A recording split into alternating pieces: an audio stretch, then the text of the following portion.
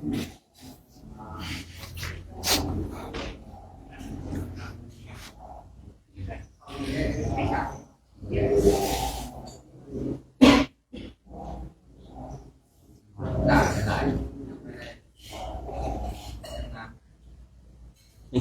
มตัวนี้เนี่ย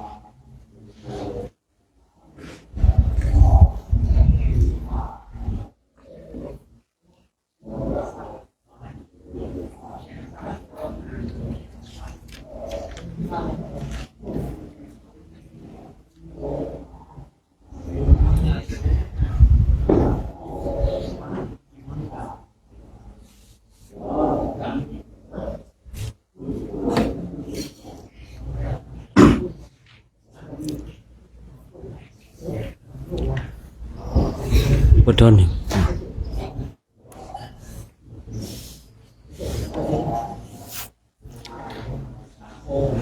พุทโธหนึ่งพุทโธสองในวันนี้เราก็เดินทางมาถึงสำนักวิปัสสนาพรหมมังคลารามซึ่งเป็นสำนักวิปัสสนากรรมฐาน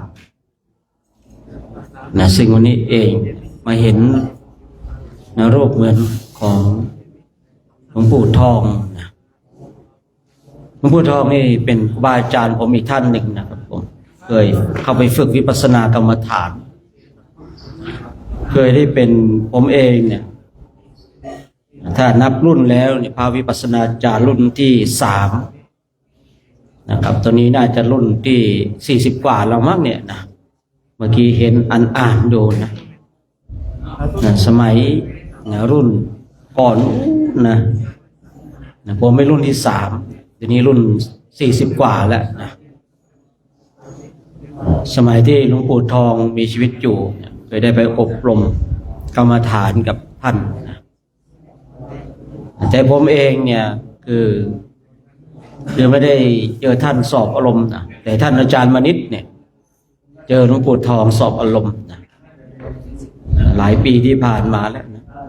นานมากๆแล้วปี2540กว่านะกว่าเท่าไหร่ไม่รู้จำไม่ได้นะ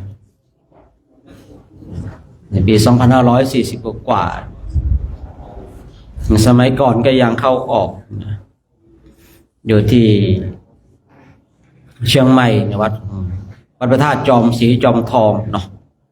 แล้วก็วัดลำเปิงโพธารามก่อนก็ยังเข้าออกแต่ช่วงหลังนี้ก็ได้ห่างหายไปนะวันนี้เราก็เดินทางมาเจอรูปของครูบาอาจารย์ผมเองเจอรอยครูก็กราบครูนะให้ความเคารพครูอาจารย์นะเพราะผมมีความเชื่อมั่นว่าบุคคลใดก็ตามให้ความเคารพครูอาจารย์บุคคลนั้นไม่มีวันตกต่ำอย่างแน่นอนนะเชื่อชูครูอาจารย์นะของตนเองนะใครอาจจะมองครูอาจารย์ของเราเป็นอย่างไรก็ปล่อยเขาแต่เราเนี่ยต้องคือครูอาจารย์ของเรานะผมเองที่จริงเนี่ยผมนี่จริงไม่ชอบคือตัวผมเองเนี่ยไม่ชอบว่าเราเนี่ยเคยไปปฏิบัติกับครูบาอาจารย์ท่านโน้นท่านนี้เนี่ยคือถ้าพูดง่ายๆคือเราไม่อยากใช้ดีกรีของครูอาจารย์แต่เราก็ให้ความเคารพนะพอดีวันนี้มาเห็นรูปท่าน จะเลยทบทวนนึกเรื่องราวเก่าๆครั้งก่อนๆที่ตนเองได้เจอครูอาจารย์ที่ดีซึ่งผมเองนะครับคือผมไม่ได้ยอมรับใครง่ายๆนะคือนิทิฏฐิมานะของตนเองเนี่ยครับผมเพราะว่าบางสิ่งบางอย่างเนี่ยมันคือทำให้เรานี่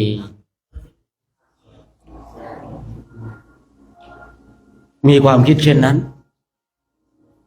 แต่ผมให้ความเคารพในเรื่องของภาษาอยู่นะคือเราต้องเข้าใจนะที่จะให้ยอมรับโดยคุณธรรมเนี่ย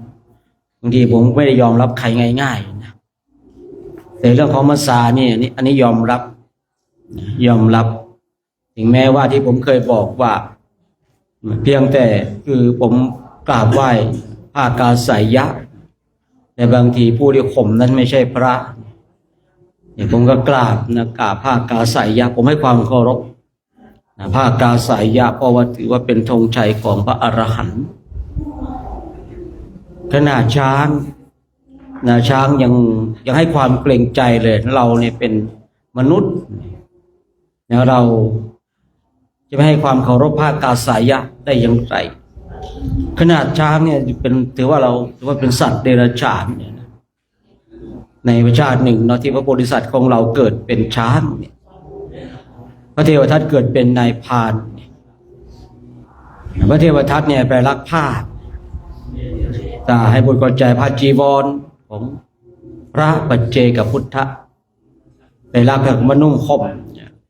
เอาผ้าจีวรมาคุมนะครับมาคุมแล้วก็คอยแทงช้างตัวสุดท้ายพระโพธิสัตว์ของเราที่เป็นช้างสังเกตว่าทำไมบริวารของตัวเองหายไปสืบเนื่องได้ว่าตั้งแต่มีจีวรเนี่ยผ้าเนี่ยนี่มาคุมน่าจะใช่นี่เหตุผลน่าจะตรงนี้เลยวันนั้นก็เลยเดินท้ายขบวนแต่เดินด้วยความระมัดระวังนายพรานก็เห็นช้างตัวเดินผ่านไปตัวแล้วตัวเล่าตัวสุดท้ายเจอพระโพธิสัตว์นายพรานก็จะเอาหอกแทงนะก็เนี่ยพระโพธิสัตว์เนี่ยเดินระมัดระวังอยู่แล้วก็หลบตัวทันก็เอาวงเนี่ยจับตัวของพรานแล้วก็จะฟาดแต่บังเอิญเห็นผ้าแบบลึกได้เนาะเห็นผ้ากาสายะก็เลยไม่ทำร้ายเพราะเกรงใจผ้ากาสายะอย่างเราท่านทั้งหลายเนี่ยบางทีน่าจะทำสิ่งหนึ่งสิ่งใดนะเรารวบศีรษะของเราบ้างดูผ้ากาสายะของเราบ้างนะว่าเราเป็นอย่างไรเนี่ยบางทีเราเครื่องแต่งกายเครื่องนุ่งห่มของเรามันแตกต่างจากคนอื่นศีรษะที่ปราศจากเส้นผมเนี่ยบางทีเอาไว้เตือนสติบางทีเราขาดสติไปเนี่ยเอามือลูบศีรษะของเราจะได้มีสติได้ว่าเรามีเพศต่างจากคฤหัสถ์แล้วสิ่งหนึ่งสิ่งใดเราควรที่จะให้อยู่ในขอบเขตของสมณะแล้วเราก็พึงทำในสิ่งนั้นนะครับเพราะว่าการที่เราได้เข้ามาบวชในพุทธศาสนาเนี่ยเป็นความโชคดีของเราท่านทั้งหลายแล้วคนนี้เราเนี่ยเจอครูอาจารย์ทุกคนต้องมีครูอาจารย์นะครับผมเคยเจอพระอยู่รูปหนึ่งก็บอกว่าผมไม่จำเป็นต้องมีครูอาจารย์เขาประกาศตัวอย่างนั้นเลยนะครับแต่ตอนนั้นเราก็เป็นพระบวชสัก 4-5 พรรษานะได้ยินคำนี้ผมก็คือไม่ถูกใจแต่ก็ไม่พูดนะครับได้ยินคำนี้แล้วไม่ถูกใจแต่ก็ไม่พูดบอกว่าผมเองไม่จำเป็นต้องมีครูอาจารย์ผมสามารถเอาตัวเองรอดได้ก็ว่ากันนะผมเลยชอบใจที่พระพุทธเจ้าพระองค์ทรงตรัสรู้ในตรัสสัมมาสัมโพธิญาณเป็นระดับพระพุทธเจ้าเป็นแสวงหาที่พึ่งนะพ่อผมคิดว่าคนเราเนี่ยถ้าอยู่แล้วปราศจากที่พึ่งบุคคลนั้นเนี่ยมีแต่หนทางเสื่อมนี่ระดับพระพุทธเจ้านะพระองค์ก็ตรวจดูเลยผ พระองค์จะเอาใครเป็นที่พึ่งดูพรหมแล้วก็ไม่น่าดูเทวดาแล้วก็ไม่น่าดูบนโลกนั่นก็ไม่มีพระองค์เลยเอาธรรมที่พระองค์ได้รู้เนี่ยเป็นที่พึ่งของพระองค์อย่างเราท่านทั้งหลายเองก็เหมือนกันเราเนี่ยต้องมีครูอาจารย์ครูบาอาจารย์ของเราเอาไว้บางทีเราหลงผิดเราเผลอสติแล้วเราจะได้มีคนคอยเตือนสติเราในข่าวที่เราทำสิ่งหนึ่งสิ่งใดผิดพลาดอย่างที่ผมเคยคุยนะครูบาอาจารย์ถึงแม้จะดุด่าเราแต่ถ้าว่าการเจริญสมณธรรมของเราเจริญพึงอยู่ตรงนั้นแต่ถ้าว่าเราอยู่ตรงไหนข้าวน้ำดมสมบูรณ์ครูบาอาจารย์ก็ที่เราอยู่ด้วยเนี่ยเราเจริญสมณธรรมแล้วมันไม่เจริญก็พึงหนีไปทำไมถึงให้หนีเพราะว่าเราต้องยึดหลักในการเจริญสมณธรรมแต่ครูบาอาจารย์เราต้องแยกออกผมเองให้ความเคารพพระเดชพระคุณหลวงพ่อพระครูธีรธรรมปราโมทย์ให้ความเคารพแต่การที่ท่านสอนหายใจเข้านะโมเนี่ยนะก็ผมก็ไม่นะครับผมก็หายใจดูลมหายใจเข้าออกแต่เราต้องแยกออกระหว่างความเคารพกับการที่ท่านสอนเช่นนั้นนะคือถ้าเราบอกว่าเคารพเราต้องทำตามที่ท่านบอกให้เรานะโมต้องนะโมคือเราต้องเข้าใจเรื่องการฝึกปฏิบัติธรรมกรรมฐานว่าคือการที่เราเนี่ยจะฝึกฝนอบรมกรรมฐานคือเรามีแนวทางในการปฏิบัติของเราครูบาอาจารย์คอยที่แนะบอกกล่าวเราเท่านั้นเองหลังจากนั้นเป็นเรื่องของเราที่เราจะต้องฝึกฝนอบรมทำให้มากเจริญให้มากซึ่งกรรมฐานคือเราต้องแยกให้ออกว่าระหว่างความเคารพความยกย่องความนับถือและก็การสอนกรรมฐานนะครับอย่างหลวงพ่อทองเนี่ยเจอรูปตรงไหนผมก็กราบก็ไหว้นะเพราะว่าเราให้ความเคารพที่ท่านเคยสอนกรรมฐานทำให้เราเข้าใจบางอย่างคือท่านก็สอนก็คุยเป็นแบบอย่างที่ดีเป็นแบบอย่างที่ดีฉะนั้นเราท่านทั้งหลายคือเราเนี่ยมาเดินจาริกกันเราก็มาทำหน้าที่ของเราให้ดีซึ่งวันนี้เองเนาะเราก็มาถึงที่นี่เนาะมาถึงวันนี้ก็แสงสว่างเกิดขึ้นแล้วนะเอายังไงดีเอาจั่วเดินแจกดีกว่าฮะจั่วเดินถวายพระดีกว่าแล้วอันนี้เอาให้พระเจ้าหน้าที่บิงให้พระเจ้าหน้าที่เราก่อนแสงสว่างเกิดขึ้นแล้วนะดูไฟฉายนะ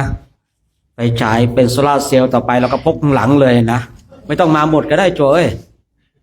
ดูมาสัก3 องค์ 4 องค์ก็ได้นะดูยังไงกันนะแสงสว่างเกิดขึ้นแล้วนะต่อไปเราก็พกอะไรนะไฟฉายไว้นะต่อไปเนี่ยไฟดับไม่ต้องห่วงเลยนะจะเอายังไงไปถูกเดี๋ยวถ้าเหลือก็นั่นก็แล้วกันเพราะไม่แน่ใจเพราะว่าเขามี70ก็ว่างั้นนะแต่ว่าบางรูปพระเจ้าหน้าที่เขาก็ไปบ้างแล้วนะไปแล้วนะดูดินะไปฉายนะใครไม่เอาก็ส่งคืนแล้วกันเนาะทีแรกผมความโลภเกิดขึ้นนะไม่เห็นแล้วสวยอยากได้2 อันถามท่านมิตรว่าพระเรามีตัว70 กว่าความโลภหายเลยเนาะแล้วก็กล่าวว่าจะสัก2 อันนะไว้ตั้งทางจงกรมนะเพราะมันไม่ได้สว่างมากมันกำลังพอดีนะหัวท้ายพอดีเลยนะ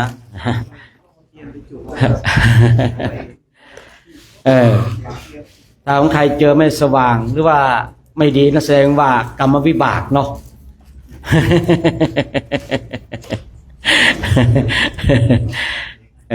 แต่เขาน่าจะถวายของประณีตนะเนาะของดีนะไม่ติดเอาแล้วตาเพลงเนี่ยมีกรรมวิบากอะไรต้องไปชาร์จดูก่อนนะต้องไปชาร์จดูก่อนเปิดไม่เป็นโทษของเขาไม่ดีอีกนะ ได้แล้วได้แล้วได้แล้วได้แล้วผมได้แล้ว ที่เสียบชาร์จทีแรกผมก็กดด้านเดียวกันเลย ไม่น่ายังพระเจ้าหน้าที่เรายังไม่ได้เลยนะ ที่เสียบ พระเจ้าหน้าที่ด้านนอกนะฮะพระเจ้าหน้าที่เนี่ยไปถวายที่หลังแล้วคืนนี้ก็เปิดทั้งคืนกันเลยเนาะสว่างทั้งเต็นท์เลยนะวันนี้นัดท่านเจ้าสำนักไว้ด้วยเนาะก็เลยแอปหนึ่งพอท่านจะได้มาพูดคุยกล่าวปฏิสันถานกับเราเนาะท่านพระครูใบดีกาสิทธิโชคนะสิทธิโชตโตนะแต่เจ้าสำนักเนาะ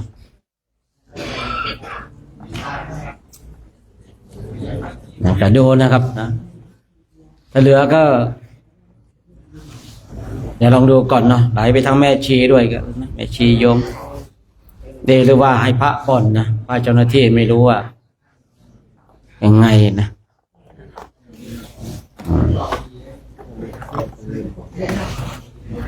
ไปแบบนี้ก็ดีนะครับผมเหมาะสำหรับไปอินเดียนะคืออินเดียเนี่ยมันไม่มีไฟฟ้าแบบนี้นะครับเราจะได้ใช้ไฟเราจะมีเครื่องปั่นไฟอย่างเดียวเราจะไปพักตามที่อื่นไม่ใช่จะมีไฟฟ้าให้เรานะครับแต่บางที่มีมันก็ไฟอินเดียเนี่ยมันอยากจะดับก็ดับทั้งอำเภอครับผมในทางตำบลบางทีเนี่ยไฟนี่ไปที่ประเทศอินเดียนะมันหายากครับผมแล้วก็เราไปชาร์จแบตนะครับพังมาก็หลายเครื่องแล้วโทรศัพท์พร้อมกับหลายๆอย่างเลยนะบางทีเนี่ยไฟมันมาเกินกระชากมาระเบิดต้องตับหมดแล้วครับเนี่ยจะไปอินเดียเนี่ยตอนที่เราเดินไปแล้วก็เปิดไปด้วยนะขอประทานไม่ใช่เปิดนะแล้วก็ติดหลังเราแล้วก็ชาร์จพลังแสงอาทิตย์เนี่ยพลังแสงอาทิตย์เนี่ยเหลือไม่ได้เนี่ยเลยเหลือกี่อันเหลือป่ะในเรือแล้วนี่เหลือไหมทองแดงเอ้ยฮะหมดแล้วพระเจ้าหน้าที่ก็ได้บ้างไม่ได้บ้างก็เป็นไรดอกผู้เสียสละนะเนี่ยเหมือนกับน้ำปานะเนี่ยนะโดยส่วนมากเขาก็จะถวายกับพระกลุ่มก่อนนี่ไงนะอันนี้ก็ว่ากันไปหมดนะหมดเท่าไรก็เท่านั้นเด้อแม่ชีเด้อนะแล้วนั่นนะแม่ชีโยมคนใดไม่ได้นั่นแสดงว่าที่เคยเล่าให้ฟังเมื่อเช้าหรือเปล่าที่ว่าแม่มาถึงเราแล้วหมดพอดีเลยเพราะอะไรไม่ทำไว้อะนะ ไม่รู้ว่านั่นหรือเปล่าไม่รู้อะนะอันนี้เขาถวายมาเนาะเราถวายมาทีนี้เราก็ว่ากันไปถวายเขาถวายมาแล้วก็ถวายเขาถวายมาแล้วก็ถวายไปนะไปใช้กันเนาะอินเดียสำคัญนะท่านทั้งหลายเพราะว่าไปที่นู่นเนี่ยไฟมันไม่มีครับผมไฟไม่มีถึงมีมันก็ไม่น่าใช้ของเราไปนี่เรามีเครื่องปั่นไฟนะทีนี้เครื่องปั่นไฟเนี่ยมันปั่นเพียงวันละ 2-3 ชั่วโมงเนี่ยแล้วบางทีก็ปั่นให้ทางโรงครัวนะของเราก็บางทีก็ทำวัดกันมืดๆนะครับผมเนี่ยบางทีก็ทำวัดกันมืดๆเนี่ยอาศัยว่านะสวดมนต์กันได้พอสมควรนะเวลาที่มืดๆผมก็จะเลือกสวดที่นะทุกรูปสวดได้หมดนะเราไม่อยากจะเป็นผู้สวดแล้วให้ท่านทั้งหลายเป็นผู้นั่งฟังนะคือเราจะต้องเลือกบทที่สวดได้พอเลือกบทที่สวดได้ก็ต่างคนก็ต่างร่วมช่วยกันสวดไปอินเดียไปอินเดียนี่ต้องแบบความสามัคคีนะสำคัญนะท่านทั้งหลายเต็นท์ของเรานี่นะบางทีเราไปทำวัดสวดมนต์เนี่ยเราต้องมียามนะครับผมยามเนี่ยต้องเดินตรวจเราจะกางเต็นท์แบบคือมองให้เห็นเพราะไม่รู้นะครับว่าใครไปใครมาผมไม่เคยผมคิดในใจของผมนะว่าถ้าไม่มีพระพุทธเจ้าอยู่ตรงนั้นนะครับผมไม่ไปหรอกครับอินเดียครับจ้างให้ไปก็ไม่ไปครับแต่นี่เพราะว่า มีพระพุทธเจ้าอยู่ที่นั่น และผมเคยพูดนะครับ เมื่อผมบวชใหม่ๆคือเขาก็ชวนไปกันว่าไปอินเดียกันดีกว่า ผมก็บอกว่าไปทำไมกราบตรงไหนก็เจอพระพุทธเจ้าอยู่ตรงไหนเราก็นั่งสมาธิได้ ก่อนหน้านั้นเคยพูดเช่นนี้นะครับ เพราะว่าเรายังไม่ไปเรายังไม่รู้เนาะแต่พอได้ไปเท่านั้นเองครับมันทำให้ผมเนี่ยมีความคิดที่เปลี่ยนไปเลยว่า ก่อนหน้านั้นเนี่ยเราคิดผิดว่าเรากราบตรงไหนก็เจอพระพุทธเจ้านะครับอยู่ตรงไหนเราก็ปฏิบัติได้แต่พอไปอินเดียปีแรกเนี่ยทำให้ผมมีความคิดที่เปลี่ยนไปว่าเราคิดผิดมาตั้งนานคิดผิดมาตั้งนานใช่ถูกต้องแล้วเรากราบตรงไหนเราก็เจอพระพุทธเจ้าหันไปตรงไหนก็เจอเลยพระพุทธเจ้าหันซ้ายหันขวากราบตรงไหนเราก็เจอพระพุทธเจ้าพระพุทธเจ้าอยู่ทุกที่นะครับแต่ว่าพอไปถึงประเทศอินเดียเนี่ยไปกราบที่ต้นพระศรีมหาโพธิ์นี่มันซึ้งตรึงใจท่านทั้งหลายสำหรับผมเองนะคนอื่นเขาอาจจะซึ้งตรึงใจที่อื่นแต่สำหรับผมเองที่ใต้ต้นพระศรีมหาโพธิ์เนี่ยซึ้งตรึงใจสมัยก่อนที่เขายังเปิดให้ไปปฏิบัติทั้งคืนนะครับผมก็ไปนั่งภาวนาปฏิบัติทั้งคืนนะครับนั่งภาวนาบางคนก็ไปนอนเฝ้าต้นโพบางคนก็ไปนั่งนินทาเจ้าวาดแล้วจริงๆครับบางทีก็ไปนั่งจีบกันพระครับแม่ชีมีอยู่ครั้งหนึ่งหรอกนะพวกเพื่อนกันไม่เอ่ยชื่อนะ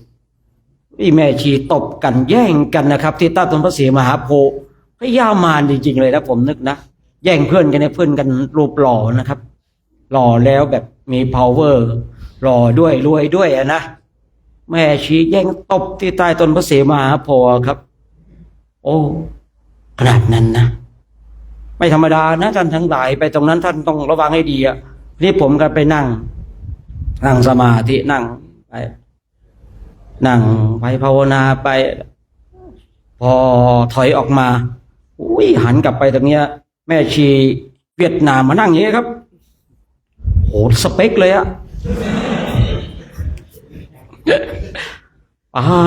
โธ่ไอ้แค่ไม่ใช่สเปคมันก็นั่นอยู่แล้วใช่หรือเปล่าคืนนี้ไผ่สเปคกันเนาะมันนั่งข้างๆครับแหมแต่แรกกับติ้งกันนะพอหันไปเจอนั้นหมดเลยครับสิ่งที่นั่งมาที่หายเกลี้ยงเลยครับแบบเอาอะไรที่แรกกระจายอยู่พระเจ้าเนาะผมไม่โกหกนะครับที่แรกใจเราอยู่พระเจ้าอยู่นิ่งพอหันไปเจอท่านใจอยู่กับนางเลยสเปกสวยมากเลยครับคือสวยจริงๆใจที่ผมเต้นตบเลยตอนนั้นคือหนึ่งจิตของเรามีสมาธิเนาะแล้วพอเราไปเจอแบบนั้นเราไม่ได้ระมัดระวังครับไม่ได้ระมัดระวังเราปล่อยจิตไปปุ๊บพอจิตของเรามีสมาธิเนี่ยพอไม่เจออย่างนั้นปุ๊บเนี่ยคล้ายๆว่าความหยาบความละเอียดเนี่ยมันเจอกันที่แรกจิตของเรามันละเอียดมีสมาธิใช่หรือเปล่าพอมันไปเจอของสวยแล้วมันไม่ได้กำหนดครับมันปล่อยไปจิตผมเต้นตึบนี่ยังดูอยู่นะไม่ใช่ลูกหนีนะดูโอ้มองแกก็นั่งนะนั่งแกก็นั่งหลับตาคือตอนนั้นเราไม่รู้ว่าใครเป็นใครคือเราไปที่นั่นไม่มีผู้หญิงไม่มีผู้ชายครับบางทีเนี่ยแม่ชีเนี่ยข้ามไปเดินไปไอ้พนุ่งเขาจะคุมหัวเราก็มีครับบางทีเราไปว่าเขาไม่ได้นะท่านทั้งหลายคือถ้าไปใต้ต้นพระศรีมหาโพธิ์เนี่ยคือจะไปว่าเขาไม่ได้ว่าทำไมไม่ระวังแล้วแม่ชีไม่ได้หรอกนะยิ่งถ้าเป็นทางพม่าหรือว่าทางเนปาลเนี่ยนะบางทีก็เดินแล้วเราไปที่นู่นเนี่ยเขาพระเคนเนี่ยถ้าเราเนี่ยรับกับมือกับคือพระเคนเนี่ยถ้าผู้หญิงเนี่ยถ้าเรามีผ้าเนี่ยเขาไม่ชอบเขาไม่แฮปปี้นะครับฉะนั้นเนี่ยไปอินเดียนี่ต้องสำรวมให้ดีเลยนะเอาละเนาะเดี๋ยววันนี้เดี๋ยวเราท่านทั้งหลายเนาะจะได้คือได้กราบรัตนานิมนต์เนาะท่านพ ระครูใบดีกาสิทธิโชคสิทธิโชโตเนาะได้มาพูดกล่าวปฏิสันถานเราท่านทั้งหลายเนาะวันนี้ท่านก็ได้เดินทางกลับมาจากการทำธุระแล้วก็ขอกราบรัตนานิมนต์ได้มาพูดคุยปฏิสันถานกับคณะพระภิกษุสงฆ์นะครับผมนะท่านเองก็พรรษา10เนาะ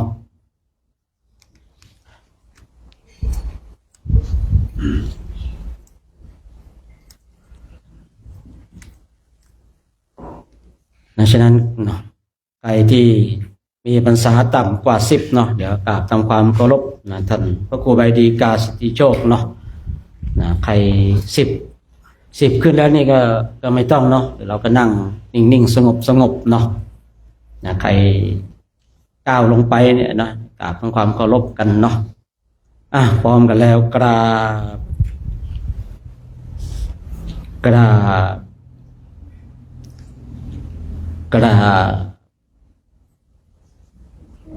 บผม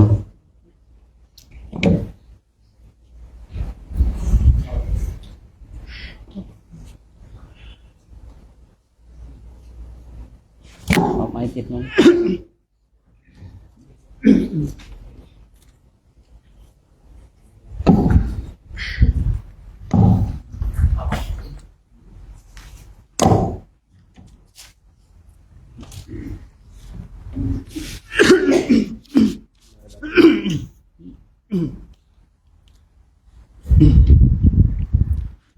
ขอโอกาสพระมหาเถรานุเถระอันมีท่านพระอาจารย์โชคชัยประภัสโรผู้ช่วยประธานโครงการจารึกธรรมตำรอยบาทพระศาสดาซึ่งเป็นผู้แทนของพระเดชพระคุณหลวงพ่อ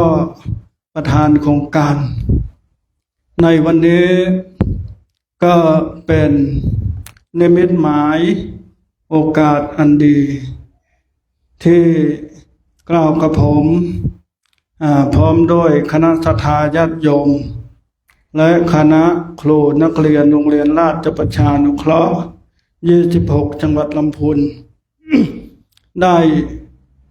ถวายการต้อนรับพ่อแม่ครูบาอาจารย์ที่ได้จาริกธุดงค์มาอย่างสำนักวิปัสสนาพรหมมังคลารามบ้านสันปะฮักตำบลน้ำดิบอำเภอป่าซางจังหวัดลำพูนในวันนี้ ก็สำหรับสำนักวิปัสสนาพรหมมังคลารามก็เจนาสนะอะไรอาจจะไม่เพียบพร้อมไม่สมบูรณ์ก็การรองรับพ่อแม่ครูบาอาจารย์อาจจะขัดตกบกพร่องก็ขออภัยพ่อแม่ครูบาอาจารย์ทุกโลกแล้วก็ถือกับผมก็มีความยินดีเป็นอย่างยิ่งที่ได้ให้การต้อนรับคณะสงฆ์หมู่ใหญ่ในครั้งนี้ก็เป็นครั้งแรกที่คณะสงฆ์หมู่ใหญ่ได้จาริกมาพักแรมได้มาประพฤติวัดปฏิบัติธรรมณสถานที่แห่งนี้กับผมก็ขออนุโมทนาในกุศลจิตศรัทธาของพ่อแม่ครูบาอาจารย์ทุกโลกทุกองค์และศรัทธาญาติโยมทั้งหลายที่ได้ติดตามจาริกตามพ่อแม่ครูบาอาจารย์ก็นับว่าเป็นมหากุศลในครั้งนี้ผมก็ไม่มีอะไรที่จะพูดมากนะครับ ก็ยินดีเป็นอย่างยิ่งที่ได้ร่วมกันต้อนรับพ่อแม่ครูบาอาจารย์ด้วยความปลื้มปิติยินดีสิ่งไหนขาดตกบกพร่องก็ขอกราบอภัยพ่อแม่ครูบาอาจารย์ทุกลูกด้วยนะครับก็ไม่มีอะไรมากครับผมสาธุก็ต้องกราบขอบพระคุณเนาะท่านพระครูใบดีกาสิทธิโชคเนาะได้มากล่าวปฏิสันถานนะพูดคุยเนาะ กับเราท่านทั้งหลายกันก็เป็นนิมิตหมายที่ดีเนาะเป็นเรื่องที่ดีเนาะเราได้มาพักที่นี่ก็เป็นสถานที่อันร่มรื่นเนาะเป็นสถานที่ที่เหมาะสำหรับการเจริญจิตตภาวนาเนาะฉะนั้นก็เดี๋ยวเราก่อนที่เราจะทำวัดสวดมนต์เดี๋ยวเรามานั่งภาวนากันก่อนดีกว่าเนาะนิมนต์นะครับเรามีธุระอะไรนะนิมนต์นะครับเดี๋ยวเรานั่งภาวนากันเนาะก่อนที่จะทำวัดสวดมนต์นั่งภาวนากันก่อน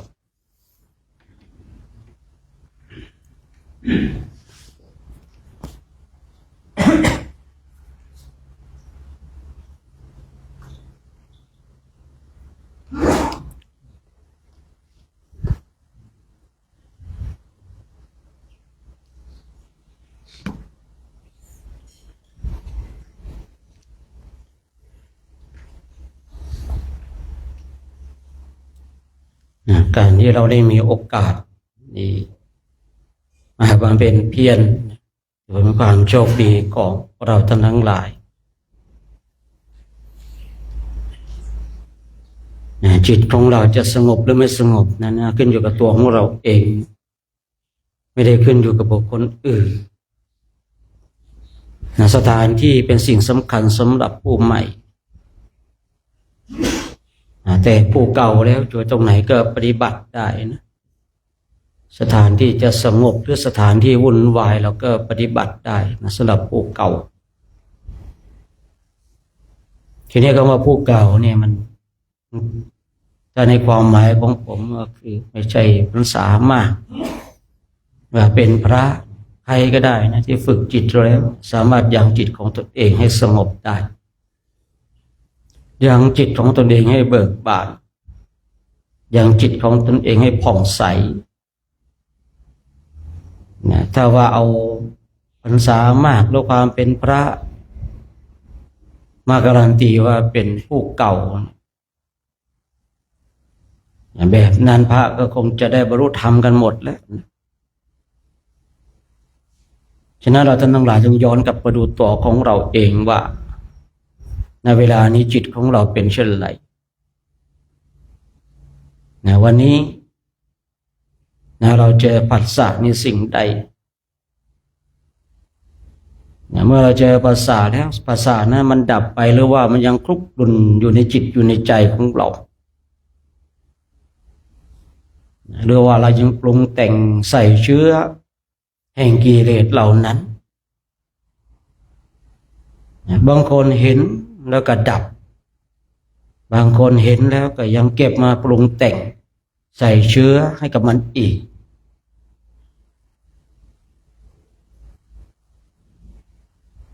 ตรงจุดนี้บุคคลใดเห็นแล้วดับ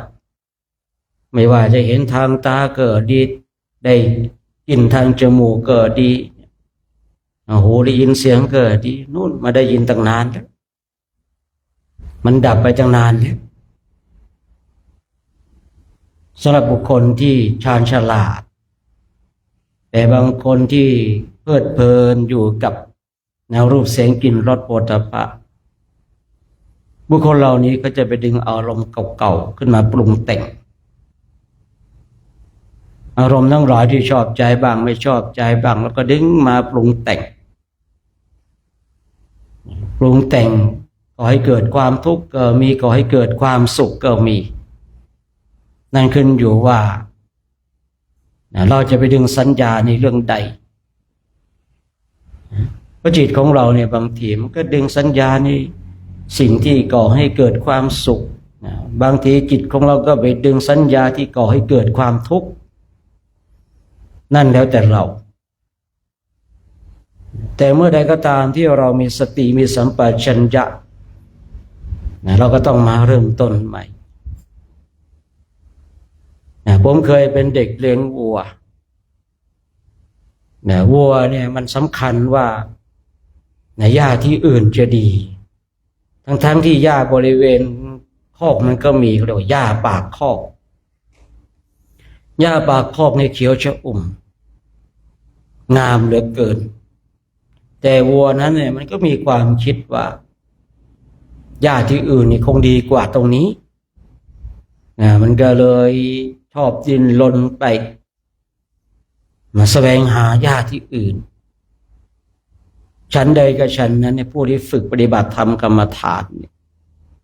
บางทีเราก็ออกนอกกายมากเกินไปออกนอกจิตใจของเรามากเกินไปธรรมทั้งหลายมันอยู่ในกายอยู่กับใจของเราเนี่ยบางคนบางท่านเนี่ยที่ผมเคยคุยไปแสวงหาครูบาอาจารย์ดีไม่ดีแต่แสวงหาครูบาอาจารย์เพื่อนำธรรมมาปฏิบัตินำหลักธรรมที่ครูบาอาจารย์ได้พร่ำสอนบอกกล่าวแล้วนำมาปฏิบัติแบบนี้การเข้าหาครูบาอาจารย์มันจะได้ประโยชน์ได้สาระได้แก่นสารแต่ถ้าเราได้เข้าหาครูบาอาจารย์แล้วเราไม่ได้ทำมาปฏิบัติเลยนะแต่เราก็บอกว่าเราได้กราบครูบาอาจารย์อยู่กับครูบาอาจารย์ท่านโน้นท่านนี้เนี่ยผมเองเมื่อสมัยก่อนผมชอบแสวงหาครูบาอาจารย์แสวงหาที่สงบพอวันหนึ่งเข้าใจนะ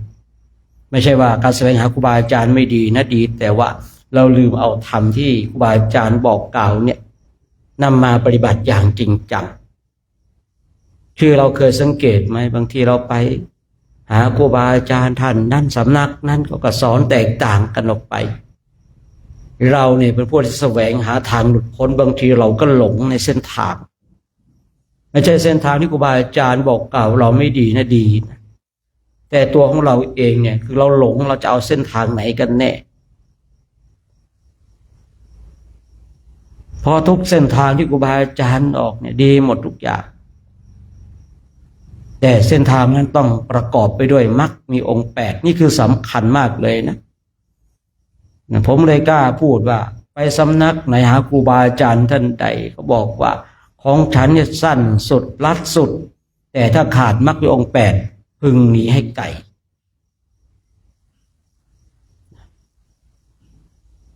เป็นไปไม่ได้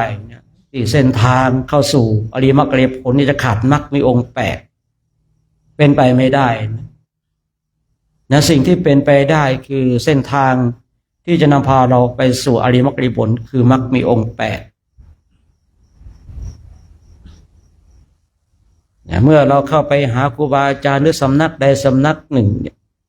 บอกว่าเส้นทางนี้ตรงสุดลัดสุดปฏิบัติไปแล้วจะได้บรรลุ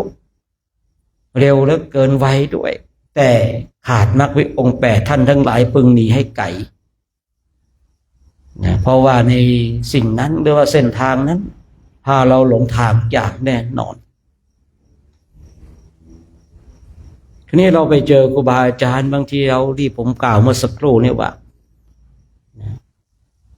สำนักนั้นรูปนั้นเขาก็สอนอย่างนั้นอย่างนี้เราเองไม่มีหลักเลยทำให้เราเป็นผู้ที่หลงทางเราเนี่ยเอาอย่างใดอย่างหนึ่งท่านทั้งหลายเอาอย่างใดอย่างหนึ่งไอ้กรรมฐานเนี่ยเอาให้มันชัดเจนเลยย้ำอยู่อย่างนั้นเตือนอยู่อย่างนั้นพิจารณาอยู่อย่างนั้นผมยังกล้าพูดนะเพียงแต่เราดูลมหายใจเข้าออกก็สามารถทำให้เราเป็นพระอรหันต์ได้นะเราไม่ต้องไปรู้สิ่งอื่นเลยเพียงรู้อริยสัจ4เพียงเท่านี้เราก็สามารถบรรลุธรรมได้ทำไมพระสารีบุตรได้บรรลุธรรมช้าทำไมพระมหาโมคคัลลานะได้บรรลุเร็ว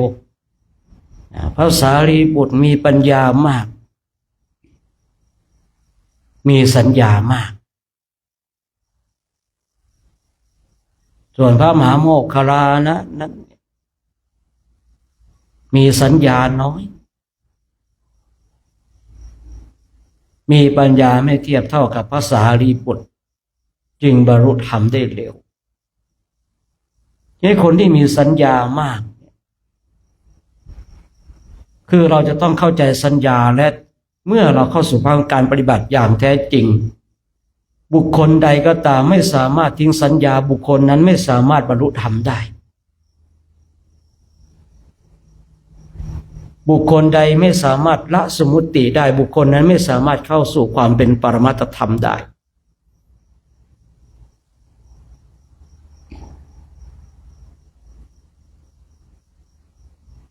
ฝึกฝนอบรมไป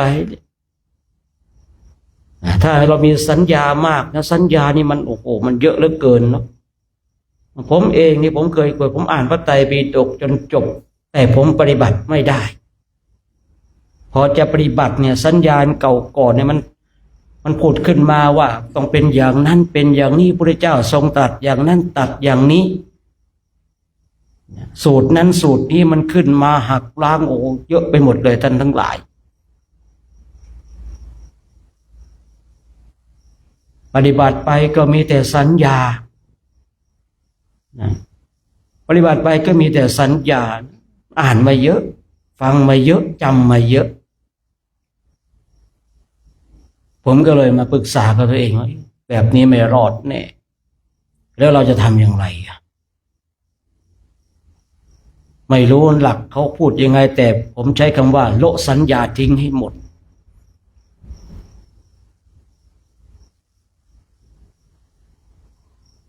เมื่อโละสัญญาทิ้งให้หมดปุ๊บจิตนี่มันแนบแน่นจิตมาแนบแน่นกับการปฏิบัติผมเลยเข้าใจเลยว่าถ้าเราไม่ละสัญญานะปฏิบัติไม่ได้แต่เราก็อาศัยสัญญาแต่สัญญาพอประมาณเนี่ยเพียงอะไรเนี่ยเพียงแต่เราเนี่ยดูลมหายใจเข้าออกนี่คือสัญญาเราก็มีแล้วเรามีสัญญาในอริยสัจสี่ในความจำได้หมายรู้ในทุกข์สมุทัยนิโรธมรรคนี่ก็สัญญาเพียงเท่านี้ก็สามารถนำพาให้เราออกจากอริยมรรคอริยผลได้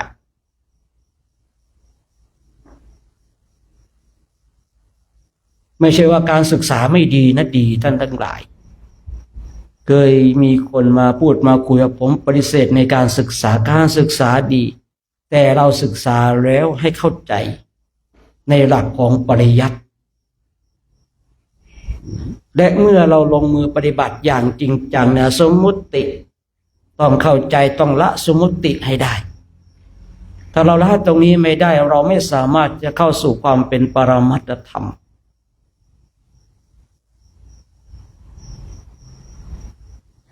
ทำไมผมจึงย้ำเรื่องนี้บ่อยๆเพราะในยุคปัจจุบันนี้คนทั้งหลายมุ่งเน้นในเรื่องสัญญาเพียรที่ตนเองให้มีตนเองมีสัญญาให้มาก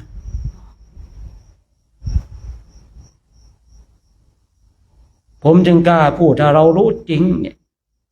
ถ้าความรู้นั้นรู้จริงเนี่ยทำให้เราออกจากวัฏสงสารนี้ได้อย่างแน่นอนทีนี้เราย้อนกลับมาดูตัวของเราว่าการฝึกปฏิบัติธรรมกรรมฐานในแต่ละวันเนี่ยจิตของเราเป็นเช่นไร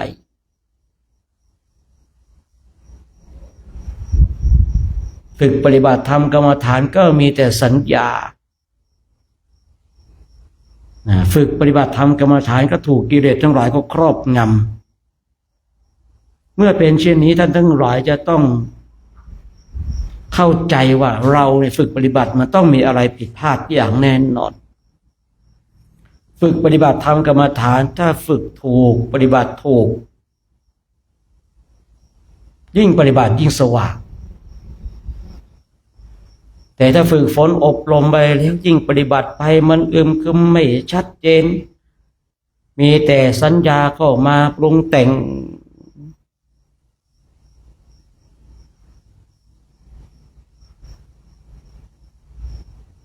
ท่านทั้งหลายเองจะเข้าใจเลยว่าการฝึกปฏิบัติของเราเป็นเช่นนี้จิตของเราจะไม่พัฒนาจะไม่ก้าวหน้าเราต้องทำความเข้าใจชัดเจนว่าการฝึกปฏิบัติธรรมกรรมฐานของเราเพื่อทำลายอาสวะกิเลสทั้งหลายที่มันนอนเนื่องอยู่จิตตสันดานของเราตั้งจิตให้ถูกท่านทั้งหลายทีนี้เมื่อเราฝึกฝนอบรมเนี่ยยิ่งจิตของเราละเอียดเท่าไรเนี่ยเราจะเห็นกิเลสที่มันละเอียดมากเท่านั้น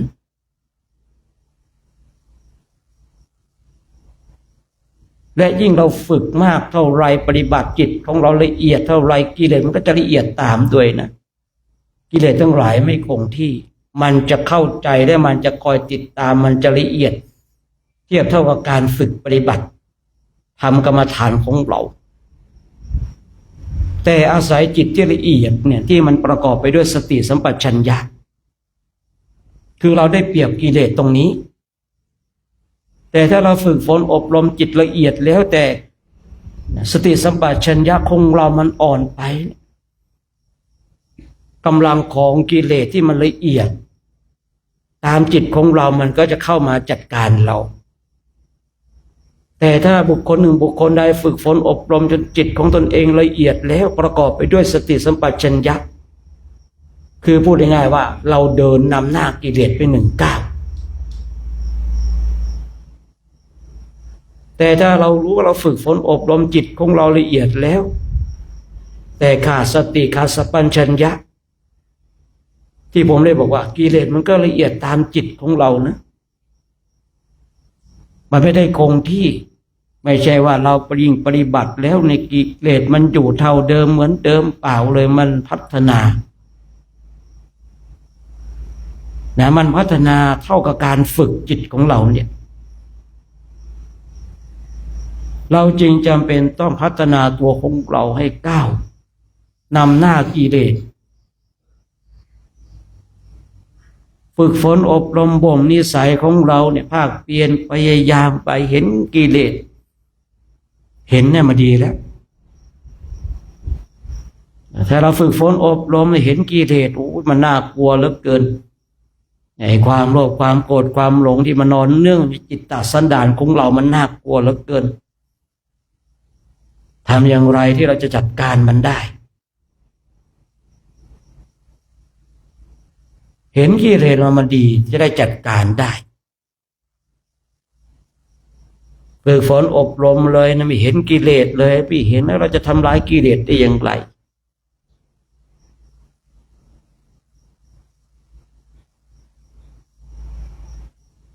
เนี่ยเรามีหน้าที่ปฏิบัติธรรมกรรมฐานเนี่ยคือไม่ต้องไปรู้อะไรมากมายถ้าเราหวังความหลุดพ้นนะ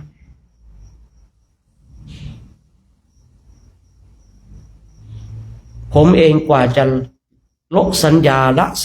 ได้ก็ต้องใช้ระยะเวลานานที่กล่าวไว้เมื่อสักครู่เนี่ยปฏิบัติไปนะสัญญาตรงนั้นสูตรนั้นเล่มนั้นหน้านั้นวรรคนั้นพระเจ้าทรงตรัสเช่นนั้นมันเข้ามาเลยคือมันเมื่อเราฝึกปฏิบัติไปอย่างนั้นบางทีสัญญาเนี่ยมันไหลเข้ามามันไหลเข้ามาฉะนั้นเราฝึกฝนอบรมบ่มนิสัยเนี่ยเราก็ต้องดูด้วยนะว่าการฝึกของเราเป็นเช่นไรมันต้องรู้จักการสังเกตจิตสำคัญมากๆเลยนะการสังเกตจิตของเราว่าเป็นเช่นไรในการฝึกปฏิบัติธรรมกรรมฐานถ้าท่านทั้งหลายไม่รู้จักการสังเกตจิตการปฏิบัติธรรมกรรมฐานของท่านทั้งหลายไม่ก้าวหน้า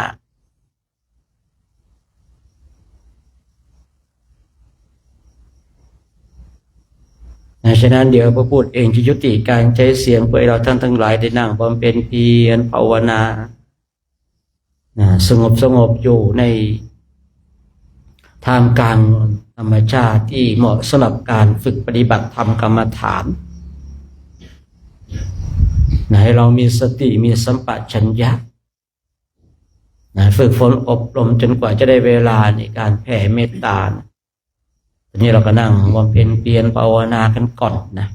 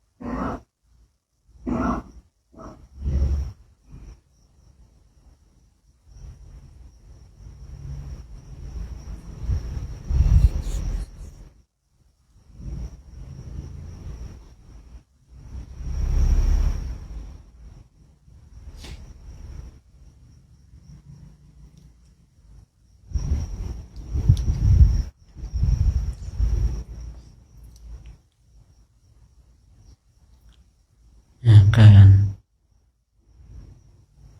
เจริญจิตภาวนาในช่วงนี้ก็สมควรแก่เวลาให้เราท่านทั้งหลายทำความสึกตัวพร้อมน้อมจิตน้อมใจจิตที่เป็นบุญเป็นกุศลจะได้ร่วมกันแผ่เมตตากับสรรพสัตว์ทั้งหลายที่เป็นเพื่อนทุกข์เกิดแก่เจ็บตายของเรา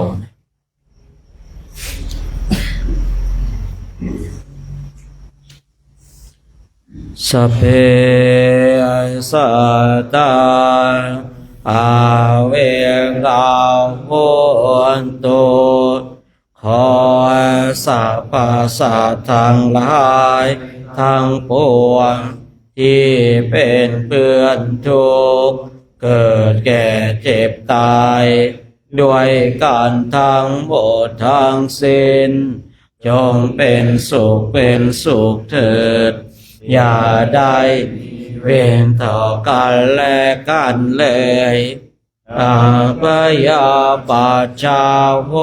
นตุจงเป็นสุขเถิดอย่าได้บาดเบียนซึ่งกันและกันเลยอานิคาโหนตุจงเป็นสุขเถิดอย่าได้ความทุกข์กายทุกข์ใจเลยโสขิอัตตานังปริหารันตุจงมีความสุขกายสุขใจรักษาตนให้รอดพ้นจากทุกข์โทษเวรภัยอันตรายทั้งปวงจงทุกข์ทั่วหน้าเถิดทั้งบุญญาภารังไมหังสาเพภาเกียภวันตุเตขอสรรพสัตว์ทั้งหลายทั้งปวงเหล่านั้นจงเป็นผู้มีส่วนได้เสวยผลบุญที่ข้าพเจ้าทั้งหลายได้บำเพ็ญแล้ว นี้เถิดนี่โมทนาเนาะวันนี้เดี๋ยวเราก็จะได้ร่วมกันสวดมนต์ทำวัดกันวันนี้ก็อยากจะให้ท่านปิงได้นำพาสวดมนต์ไหว้พระกันสวดมหาสมัยนะมหาสมัยมันฉลองนะ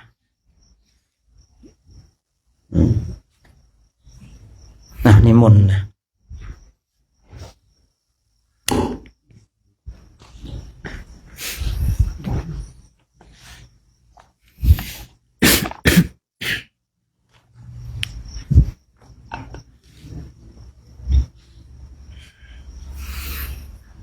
อโอกาสครูบาอาจารย์เป็นต้นเสียงในการสวดมนต์ทำวัดเย็นในวันนี้พร้อมกันแล้วกราบกราบกราบเปิดหนังสือไปที่หน้า17ครับโยสุภะคะวะอะระหังสัมมาสัมพุทโธพระ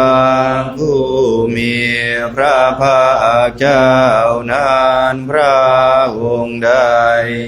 เป็นพระอรหันต์ตรัสรู้เองโดยชอบแล้วสวากขาโตเยนะภะคะวะตาธัมโมพระธรรมคือศาสนาที่พระผู้มีพระภาคเจ้านั้นพระองค์ใดตรัสไว้ดีแล้วสุปฏิปันโนภะ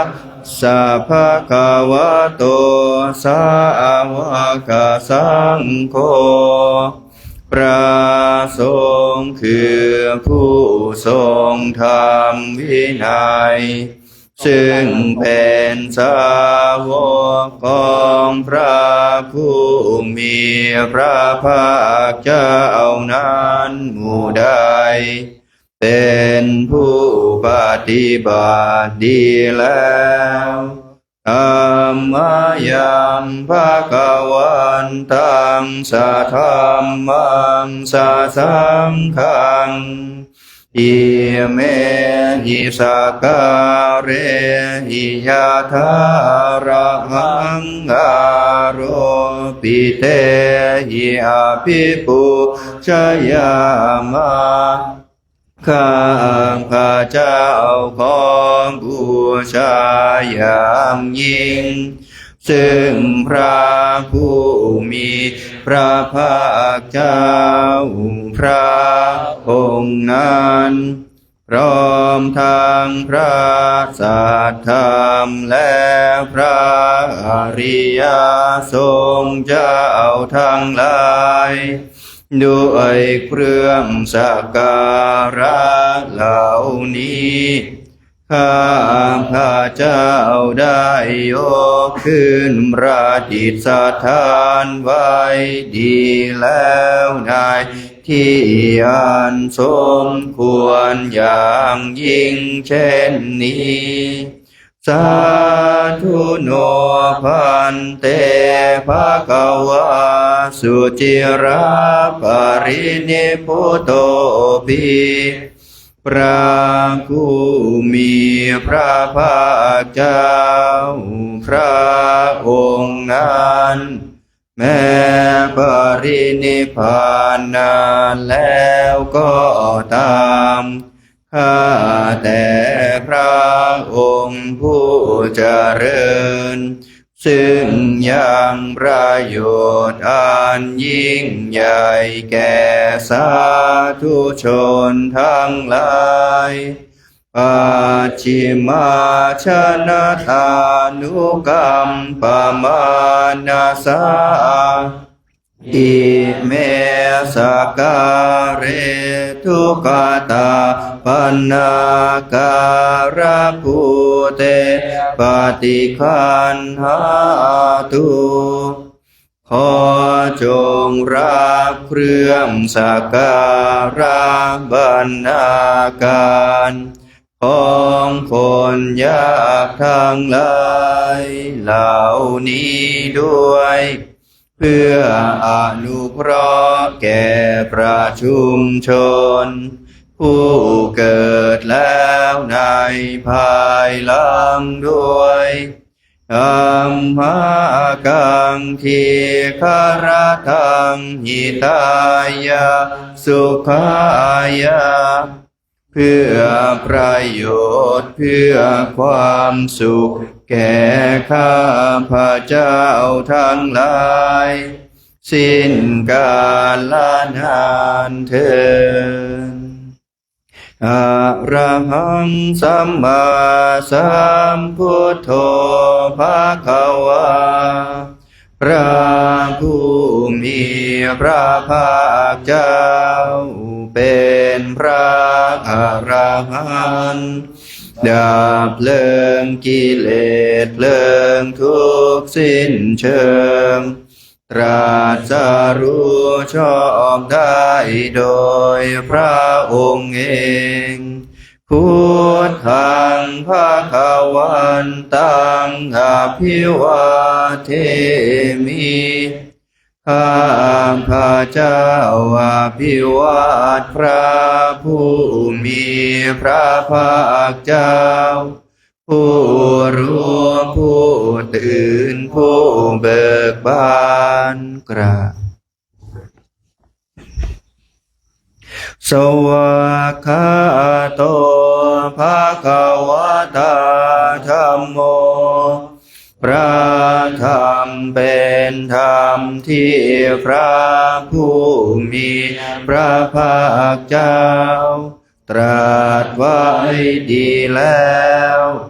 ธัมมังนามาสามิข้าพระเจ้านมัสการพระธรรมครับสุปฏิปันโนภะคะวะโตสาวกสังโฆพระสงฆ์สาวกของพระผู้มี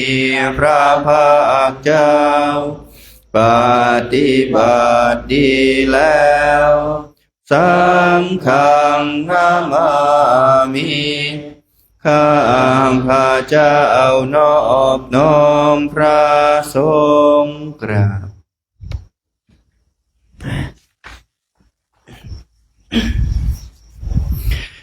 อันธรรมยังพุทธัสสะภะคะวะโตปุพพะคะนมการังกโร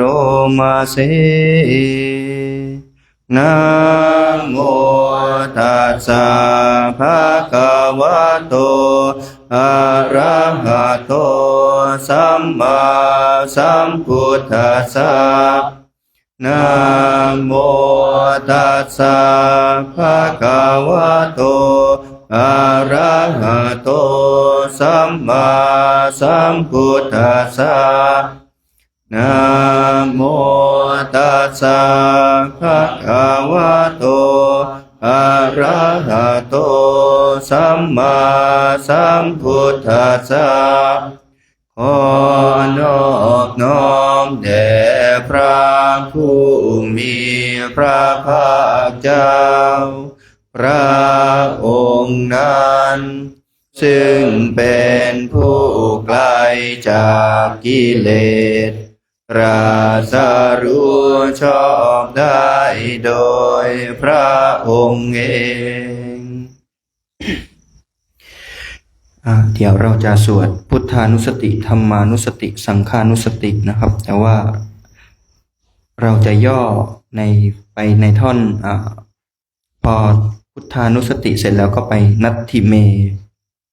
ของแต่ละบทเลยนะครับ หันธรรมยังพุทธานุสตินายังกโรมาเสตังโค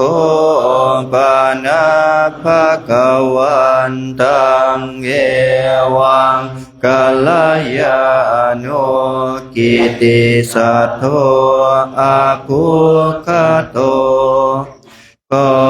กิตติศัพท์อันงามของพระผู้มีพระภาคเจ้านั้นได้ฟุ้งไปแล้วอย่างนี้ว่าอิติปิโสภะคะวาเพราะเหตุอย่างนี้พระผู้มีพระภาคเจ้านั้นอรหังเป็นผู้ไกลจากกิเลสสัมมาสัมพุทโธเป็นผู้ตรัสรู้ชอบได้โดยพระองค์เองวิชาจารณะสัมปันโนเป็นผู้ถึงพร้อมด้วยวิชาและจารณะสุ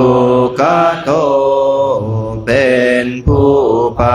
แล้วด้วยดีโลกวิทูเป็นผู้รู้โลกอย่างแจ่มแจ้งอนุตตรปุริสธรรมสารถีเป็นผู้สามารถฝึกบุรุษที่สมควรฝึกได้อย่างไม่มีใครยิ่งกว่าสัทธาเทวมนุษย์นังเป็นครูผู้สอนของเทวดาและมนุษย์ทั้งหลายพุทโธเป็นผู้รู้ผู้ตื่นผู้เบิกบานด้วยธรรมภควติเป็นผู้มีความจำเริญจำแนกธรรมสั่งสอนสัตว์ดังนี้นัตถิเมสารนังอัญญาพุทโธเมสารนังวรังสารณะอื่นของข้าพระเจ้าไม่มีพระพุทธเจ้าเป็นสารณะอันประเสริฐของข้าพระเจ้าเอเตนะสัจวัชเชนะวัฏยังสัตตุสา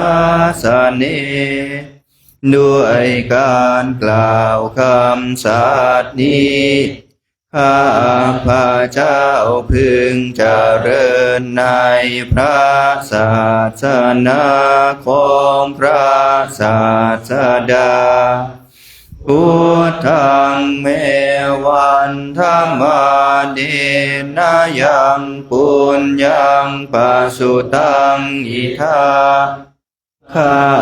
พระเจ้าผู้ไหวอยู่ซึ่งพระพุทธเจ้าได้ควรควายบุญใดในบัดนี้สัพเพปิอันตรายาเมมาเหสุงตาสเตชะสาอันตรายทั้งปวงอย่าได้มีแก่ข้าพระเจ้าด้วยเดชแห่งบุญนั้นกายเยนวาจายวาเจตสาวาด้วยกายก็ดีด้วยวาจาก็ดีด้วยใจก็ดี พุทเทกุกัมมังปะกตังมยายังกรรมหน้าที่เตียนอันใดที่ข้าพระเจ้ากระทำแล้วในพระพุทธเจ้าพุทโธปฏิคันหตุอาจยันตังขอพระพุทธเจ้าจงงดซึ่งโทษล่วงเกินอันนั้นกาลันตะเรสังวริตุงวะพุทเทเพื่อการสำรวมระวังในพระพุทธเจ้าในการต่อไป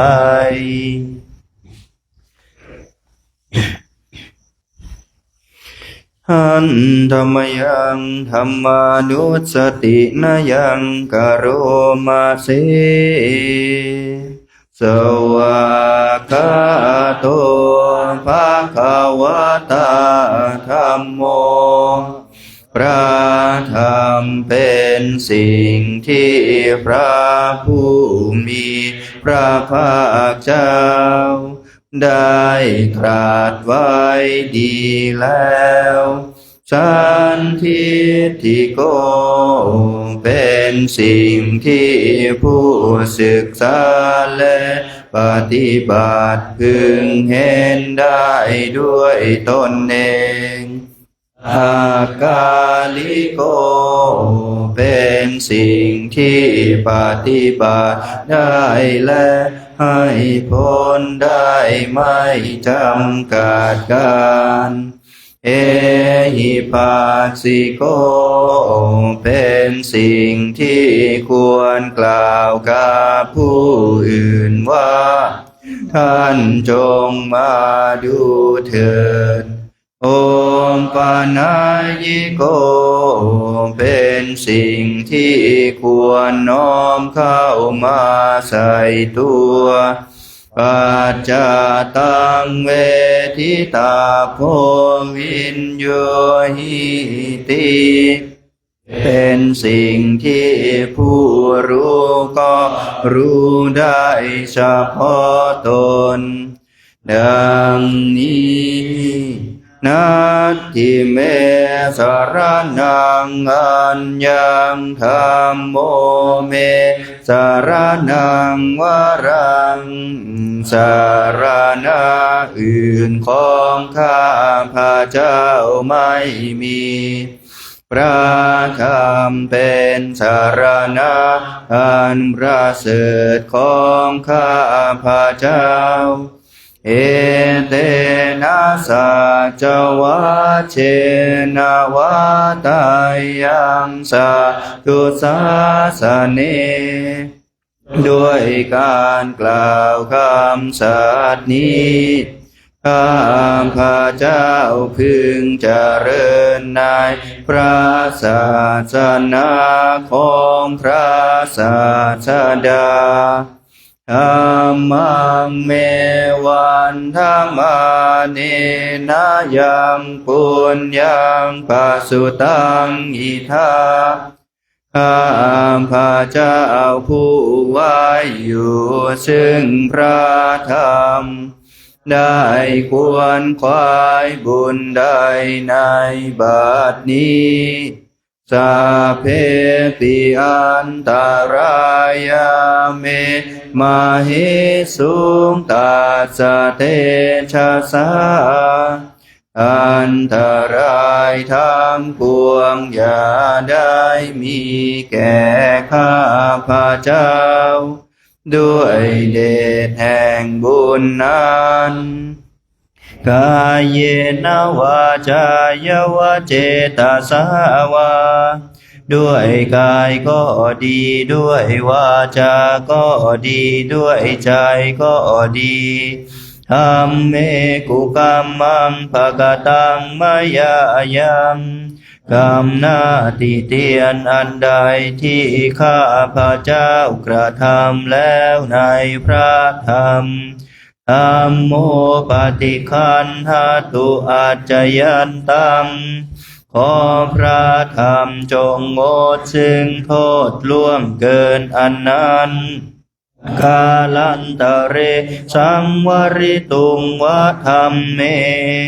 เพื่อการสำรวมระวังในพระธรรมในการต่อไป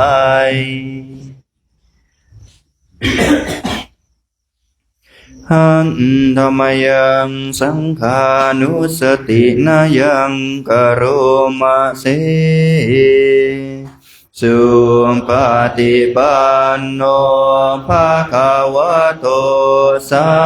วกสังโฆทรงสาวกของพระผู้มีพระภาคเจ้าหมู่ใดปฏิบัติดีแล้วอุชุปฏิปันโนภะคะวะโตสาวกสังโฆ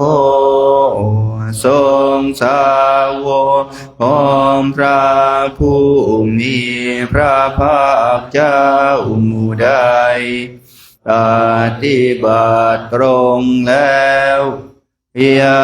ยาปฏิปันโนภะคะวะโตสาวกสังโฆทรงสาวกของพระผู้มีพระภาคเจ้าหมู่ใดปฏิบัติเพื่อรู้ธรรมเป็นเครื่องออกจากทุกข์แล้วสามีจิปฏิปันโนภะคะวะโตสาวกสังโฆทรงสาวกของพระผู้มีพระภาคเจ้าหมู่ใดปฏิบัติสมควรแล้วยาที่ทำได้แก่บุคคลเหล่านี้คือจาตาริปุริสายุคานิอาคาปุริสาปุคลาผู้แห่งบุรุษสี่คู่นาเปรียมตัวบุรุษได้8บุรุษเอสะภะคะวะโตสาวกสังโฆนั่นแหละทรงสาวกของพระผู้มีพระภาคเจ้าอาหุนายโยเป็นสมควรแก่สักการะที่เขานำมาบูชาปาหุนายโยเป็นสมควรแก่สักการะที่เขาจัดไว้ต้อนรับทักขินายโยเป็นผู้ควรรับทักษิณาทานอัญชลีการณิโยเป็นผู้ที่บุคคลทั่วไปควรทำอัญชลีอนุตตรังปุญญเขตังโลกัสสติเป็นเนื้อนาบุญของโลกไม่มีนาบุญอื่นยิ่งกว่าดังนี้นาทิเมสารนังอัญญังสังโฆเมสารนังวรังสารณะอื่นของข้าพระเจ้าไม่มีพระสงฆ์เป็นสารณะอันประเสริฐของข้าพระเจ้าเอเตนะสัจวะเชนะวะตายังสัตตุสาสเนด้วยการกล่าวคำสัตย์นี้ข้าพระเจ้าพึงเจริญในพระศาสนาของพระศาสดา สังฆังเมวันธรรมาเนนายังปุญญังปัสสุตังอิทาข้าพระเจ้าผู้ไว้อยู่ซึ่งพระสงฆ์ได้ควรควายบุญใดในบัดนี้สัพเพปิอันตรายาเมมาเหสุงตัสสะเตชะสาอันตรายทั้งปวงอย่าได้มีแก่ข้าพระเจ้าด้วยเดชแห่งบุญนั้นกายเยนวาจายวะเจตสาวาด้วยกายก็ดีด้วยวาจาก็ดีด้วยใจก็ดีสังเคกุกรรมังปะกตังมยายังกรรมหน้าที่เตียนอันใดที่ข้าพระเจ้ากระทำแล้วในพระสงฆ์สังโฆปฏิคันหตุอาจยันตังขอพระสงฆ์จงงดซึ่งโทษล่วงเกินอันนั้นกาลันตะเรสังวริตุงวะสังเคเพื่อการสำรวมระวังในพระสงฆ์ในการต่อไป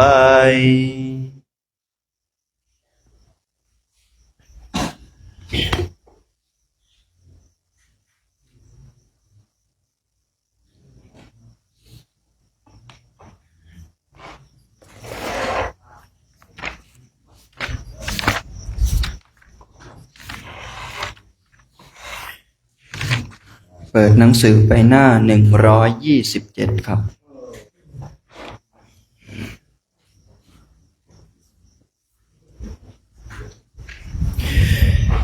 หันธรรมยังมหาสมัยสุตตปาทังพนามาเสเอวัมเมสุตังเอกังสมัยยังภะคะวะสะเกสุวิหารติกาปิลวัตถุสมิงมหาวเนข้าพระเจ้าคือพระอานนท์ได้สดับมาแล้วอย่างนี้สมัยหนึ่งพระผู้มีพระภาคเจ้าเสด็จประทับอยู่ในสากาชนบทณป่ามหาวันใกล้กรุงกบิลพัสมหาตาภิกขุสังเขนะสัทถิงปัญจมาเตหิภิกขุสัทเตหิสัพเพเห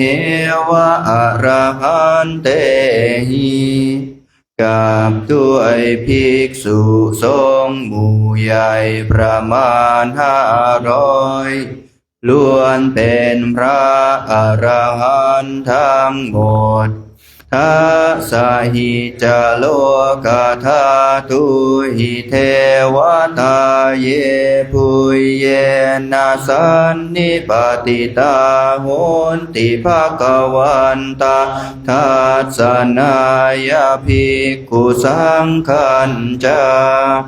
อันหนึ่งเทพยดาทั้งหลายก็มาแล้วจากโลกธาตุทั้ง10โดยมากเป็นผู้มาประชุมกันแล้วเพื่อทัศนาพระผู้มีพระภาคเจ้าและภิกษุสงฆ์อาทาโกจตุนังสุทาวาสยิกานังเทวานาเอตทาโหสีครั้นอันแลความปริวิตกนี้ ได้มีแก่เทพยดาชั้นสุทาวาสสี่องค์ว่าอา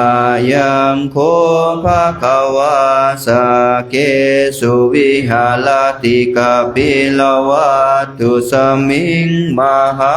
วเนมหาตาภิกขุสังเขนะสัทถิงปัจจมาเตหิภิกขุสัตเตหิสัพเพเห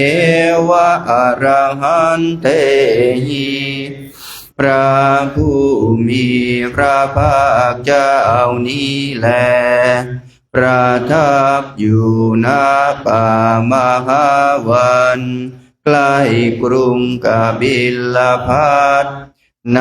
สักกชนบทกับด้วยภิกษุสงฆ์หมู่ใหญ่ประมาณ500ล้วนเป็นพระอรหันต์ทั้งหมดทัสสหิจโลกธาตุหิเทวตาเยปุยเยนะสันนิปติตาโหนติภาคะวันตังทัสสนายภิกขุสังขันจาอันหนึ่งเทพยดาทั้งหลายก็มาแล้วจากโลกธาตุ10โดยมากเป็นผู้ประชุมกันแล้วเพื่อทัศนาพระผู้มีพระภาคเจ้าและภิกษุสงฆ์ยันนุนามยังปิเยนะภะคะวะเตนุปัสสังกมายามะอุปัสสังกมิตวะภะคะวะโตสันติเกปัจเจกคาถาภาสัยยามติอย่างกระนั้นเลยแม้เราทั้งหลายพระผู้มีพระภาคเจ้าประทับโดยที่ใดพึงเข้าไปโดยที่นั้นครั้นเข้าไปใกล้แล้วพึงกล่าวคาถาเฉพาะองค์ละคาถาในสำนักของพระผู้มีพระภาคเจ้าอาทาโคตาเทวตาไสยธาปินามาภลวะปุริโสสัมมิชิตังวาภาหังปัสสารายาปัสสาริตังวาภาหังสัมมินชัยยะเอวะเมวะสุทาวะเสสุเทเวสุอันตราหิตาภะคะวะโตปุระโตปาตุระหังสุครั้นนั้นแลเทพยดาทั้งหลายนั้นเปรียบเหมือนบุรุษผู้มีกำลังพึงเหยียดแขนที่งอออกหรือพึงคู่แขนที่เหยียดออกแล้วเข้ามาอย่างเดียวกันฉันนั้นได้อันตรธานในเทวโลกชั้นสุทาวาสมาปรากฏเบื้องพระภาคของพระผู้มีพระภาคเจ้าอาทาโกตาเทวตาภะคะวันตาอภิวาเทตวะเอกมันตังอาทังสุครั้งนั้นแลเทพยดาทั้งหลายนั้นถวายอภิวาทพระผู้มีพระภาคเจ้าแล้วได้ยืนอยู่ส่วนข้างหนึ่งเท เอกามันตังทิตาโคเอกาเทวตาภะคะวะโตสันติเกอิมาคาทังอาภาสีเทพยดาองค์หนึ่งซึ่งยืนอยู่แล้วส่วนข้างหนึ่งแลได้ภาสิทธาธานี้ในสำนักของพระผู้มีพระภาคเจ้าว่ามหาสมัยโยปวนาสมิงเทวกายาสมาคตาอาคตัมหาอิมังธรรมสมัยาทักกิตาเยวะอปาราชิตาสัมคันติวันนี้เป็นมหาสมัยในป่ามหาวันหมู่เทพยดาทั้งหลายมาประชุมกันแล้วเราเป็นผู้มาแล้วสู่ธรรมสมัยนี้ได้เห็นพระพุทธเจ้าและพระสงฆ์อาทาโกอปาราเทวตาภะคะวันโตสันติเกลำดับนั้นแลเทพยดาอีกองค์หนึ่งได้ภาสิทธาธานี้ในสำนักของพระผู้มีพระภาคเจ้าว่าอิมังคาทังอาภาสิตาตารภิกขโวสมาทาหังสุงจิตตาอัตตโนอุชุกามกังสุสารทิวเนตานิคเหตวะอินทริยานิรักขันติปันทิตาทิพระภิกษุทั้งหลายในที่ประชุมนั้นมั่นคงแล้วได้ทำจิตของตนให้ตรงเหมือนสารถีถือเชือกทั้งหลายยืนอยู่ท่านเป็นบัณฑิตรักษาอินทรีย์ทั้งหลายดังนี้อาทาโคอปาราเทวตาภะคะวะโตสันติเกอิมังคาทังอาภาสีลำดับนั้นเทพยดาอีกองค์หนึ่งได้ภาสิทธาธานี้ในสำนักของพระผู้มีพระภาคเจ้าว่าเชตวาคีลังเชตวาปาลิคังอินทาคีลาโอหะจามเนชาเตจารันติสุทธาวิมาลาจาคุมาตาสุทันตาสุสุนาคาติภิกษุทั้งหลายเหล่านั้นตัดกิเลสดูดตะปูกิเลสดูดลิ่มสลักถอนกิเลสดูดเศร้าเขื่อนแล้วเป็นผู้ไม่หวั่นไหวแล้วท่านเป็นผู้หมดจดไม่มีมนทินเที่ยวไปท่านเป็นพระนาคาหนุ่มมีดวงตาทรมานดีแล้วดังนี้อาทาโคอาปาราเทวตาภะคะวะโตสันติเกอิมาหาทังอาภาสีลำดับนั้นแลเทพยดาอีกองค์หนึ่งได้ภาสิทธาธานี้ในสำนักของพระผู้มีพระภาคเจ้าว่า เยเกจิพุทธังสารนังคตาเสนาเตขะมิสันติอาปายภูมิงปะหายมานุสังเทหังเทวกายังปริปุเรสันติติชนทั้งหลายเหล่าใดเหล่าหนึ่ง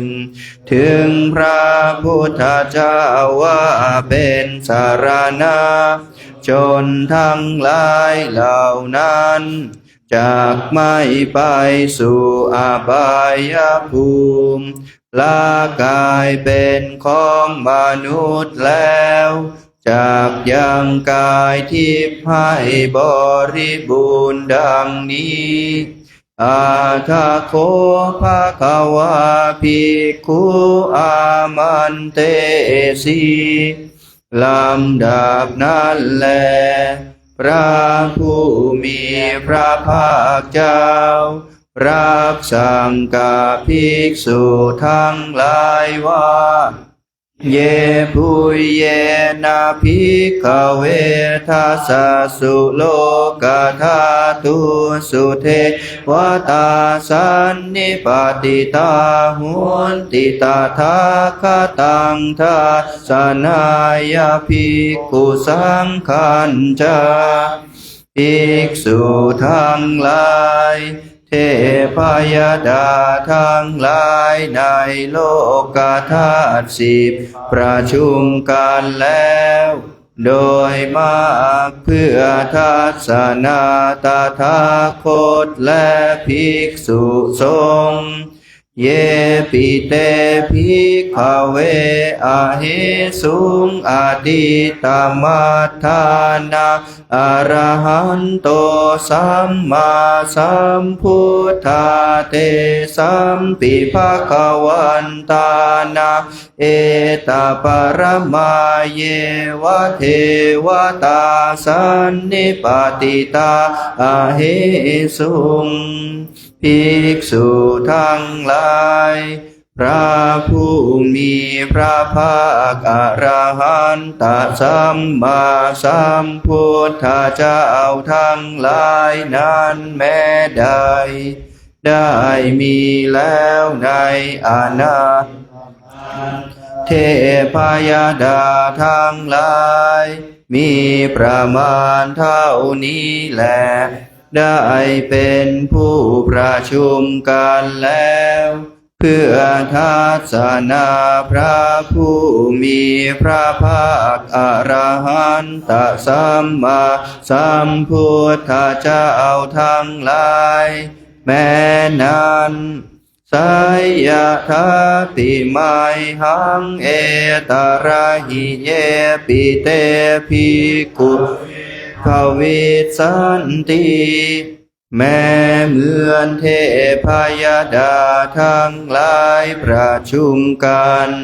เพื่อทัศนาเราในบัดนี้อนาคตมัฏฐานะอรหันโตสัมมาสัมพุทธาเตสัมปิภควันตานะเอตปรมาเยวะเทวตาสันนิปติตาภวิสันติภิกษุทั้งหลายพระผู้มีพระภาคอรหันตสัมมาสัมพุทธเจ้า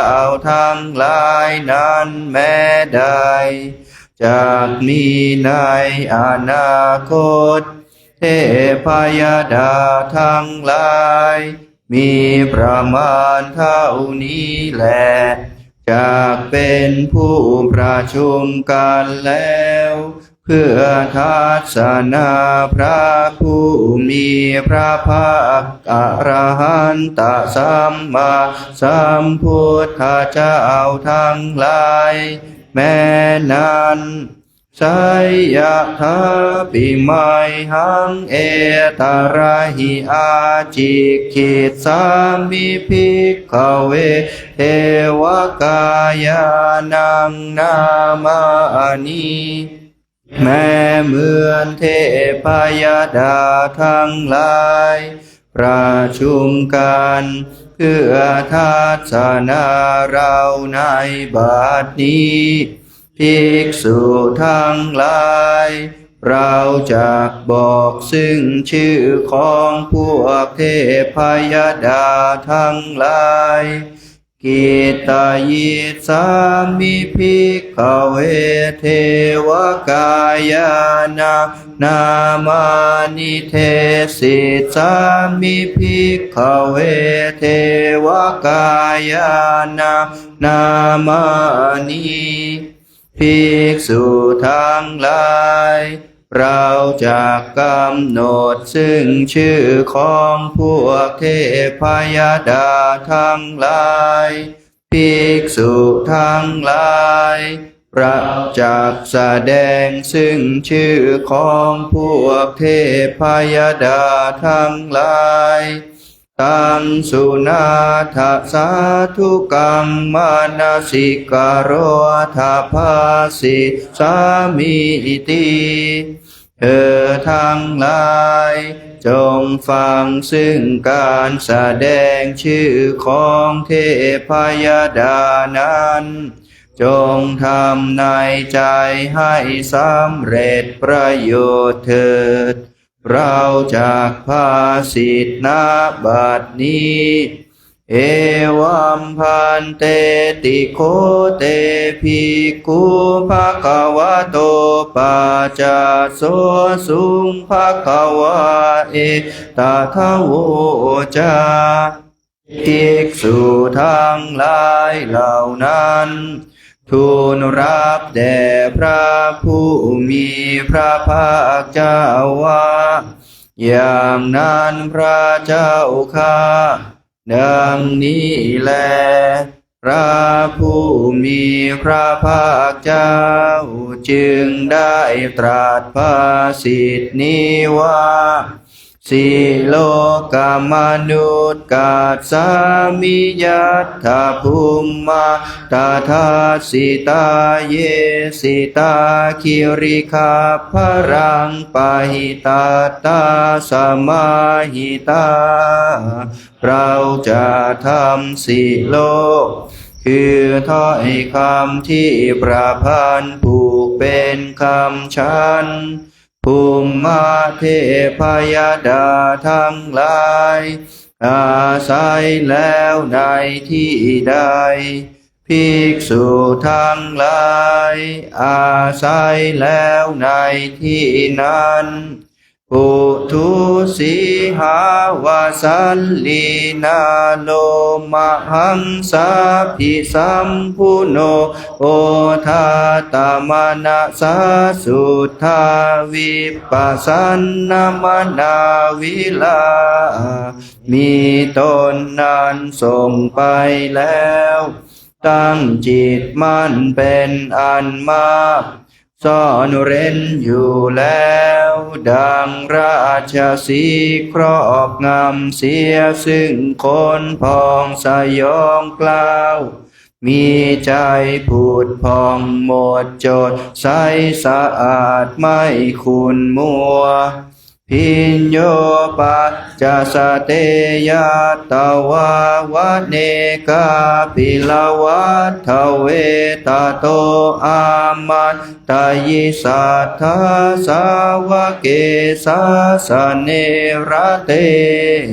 พระศาสดาทรงทราบภิกษุที่อยู่ณป่ามหาวันใกล้กรุงกบิลพัสประมาณ500 เศษแต่นั้นจึงตรัสเรียกพระสาวกทั้งหลายผู้ยินดีแล้วในพระศาสนาว่าเทวกายาอภิกันตาเตวิชานาถภิกขโวเตจะอาตาปะมะคารุงสุตวาพุทธัสสะศาสนังภิกษุทั้งหลาย หมู่เทพยดามุ่งมากันแล้วท่านทั้งหลายจงจากหมู่เทพยดาเหล่านั้นภิกษุเหล่านั้นสดับพุทธศาสตร์แล้วได้กระทำความเพียรเจริญทิพยจักษุญาณเตสัมปาตุระหุญาณอมนุสสานาทัสสนังทิพยจักษุญาณเครื่องเห็นพวกมนุษย์ได้ปรากฏแล้วแก่ท่านอาเปเกสัตมัทธคุงสหัสสังอัฏฐสัตตริงภิกษุทั้งหลายบางพวกได้เห็นมนุษย์100บางพวกได้เห็นมนุษย์7,000สตังเอเกสหัสสนามนุสสานามัตถสุงอาเปเกนันธรรมทักคุงทิสาสะภาคุดาหุงบางพวกได้เห็นมนุษย์100,000บางพวกได้เห็นมนุษย์ไม่มีกำหนดมนุษย์ทั้งหลายได้แผ่ไปแล้วทั่วทิศตันจะสัพพะภิญญายาววัคคิตาวานาจักขุมาตโตอามันตายิสัทธาสาวเกสาสเนระเตพระศาสดาผู้มีดวงตาทรงใคร่ครวญทราบเหตุนั้นสิ้นแล้วแต่นั้นจึงตรัสเรียกพระสาวกผู้ยินดีแล้วในศาสนาว่าเทวกายาอภิกันตาเตวิชานาถภิกขโวเยโวหังกิตตยิสามิคิราหิอนุปุพพโสภิกษุทั้งหลายหมู่เทพยดามาประชุมกันแล้วท่านทั้งหลายจงรู้จักหมู่เทพยดาเหล่านั้นเราจักบอกแก่ท่านทั้งหลายด้วยวาจาโดยลำดับสัตตสหัสสาวยัคคาภูมิมากาปิลวัฏทวาอิทิมันโตชุติมันโตวันนวันโตยะสะสิโนโมทัมมานาอภิกามุงภิกขุนังสามิติงวะนังยักษ์ทั้งหลาย7,000เป็นภูมิเทพยดาอาศัยกรุงกบิลพัสมีฤทธิ์มีอานุภาพมีรัศมีมียศยินดีมุ่งมาสู่ป่ามหาวันเป็นที่ประชุมแห่งภิกษุทั้งหลายชาสหัสสะหิมวตายาคนานาตวันนิโนอิทธิมันโตชุติมันโตวันนาวันโตสิโนโมทัมมานาอภิกามุงภิกขุนังสามิติงวะนังยักษ์ทั้งหลาย6,000อยู่ที่เขาเหมวตา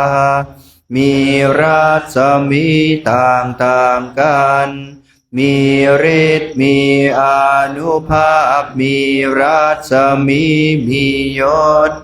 ยินดีมุ่งมาสู่ป่ามหาวันเป็นที่ประชุมแห่งภิกษุทั้งหลายอิเจเตโสลัสสหัสสายขานานาตวะนิโนอิทิมันโตชุติมันโตวันยาสัสสิโนโมธัมมานาอภิกามุงภิกขุนังสามิติงวะนังยักษ์ทั้งหลาย3,000อยู่ที่เขาสาตาคีรีมีรัศมีต่างๆกันมีฤทธิ์มีอานุภาพมีรัศมีมียศยินดีมุ่งมาสู่ป่ามหาวันเป็นที่ประชุมแห่งภิกษุทั้งหลายเวสามิตาปัญจสตายาขานานาตวะนิโนอิทิมันโตชุติมันโตวันนาวันโตยาสัสสิโนโม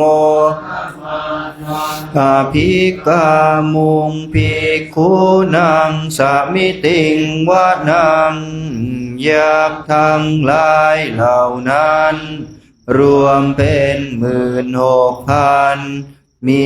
รัศมีต่างๆกันมีฤทธิ์มีอานุภาพมีรัศมีมียศยินดีมุ่งมาสู่ป่ามหาวันเป็นที่ประชุมแห่งภิกษุทั้งหลายเวสามิตาปัญจสตายาขานานานิโนอิทิมันโตชุติมันโตวันนาวันโตยาสัสสิโนโมธัมมานาอภิกามุงภิกขุนังสามิติงวะนังยักษ์ทั้งหลาย500อยู่ที่เขาเวสามิตรมีรัศมีต่างๆกันมีฤทธิ์มีอานุภาพมีรัศมีมียศยินดีมุ่งมาสู่ป่ามหาวันเป็นที่ประชุมแห่งภิกษุทั้งหลายกุมพิโรราชคหิโกเวปุลาสานิเวนังสตาสหัสสังยาคานาปะยิรูปาสติกุมพิโรราชคหิโกโสปาคสมิติงวะนังยักษ์ชื่อกุมพีอยู่แล้วในกรุงราชคฤห์เขาชื่อเวปุลาเป็นที่อยู่ของยักษ์ชื่อกุมพีนั้นแสนแห่งยักษ์ทั้งหลายเศษเข้าไปเฝ้ายักษ์ชื่อกุมพีนั้นยักษ์ชื่อกุมพีผู้อยู่แล้วในกรุงราชคฤห์แม้นั้นได้มาแล้วสู่ป่ามหาวันเป็นที่ประชุมแห่งภิกษุทั้งหลายปุริมันจะทิสังราชาทัตราโทปัสสะสติขันทัพพานาอาธิปติมหาราชายสัสสิโส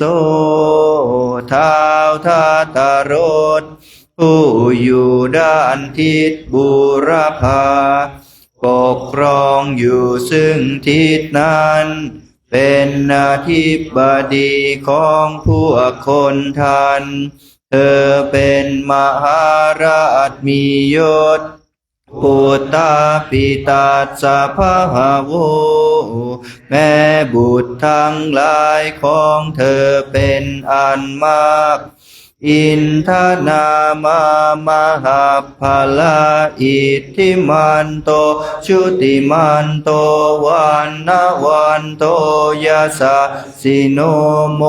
ธัมมานาอภิกขามุงภิกขุนาสามิติงวะนัง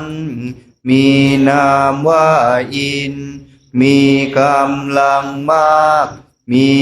ฤทธิ์มีอานุภาพมีรัศมีมียศยินดีมุ่งมาสู่ป่ามหาวันเป็นที่ประชุมแห่งภิกษุทั้งหลายทักขินันจะทิสังราชาวิรุณโหตาปัสสะสติกุมพันธานาอาธิปติมหาราชายาสัสสิโส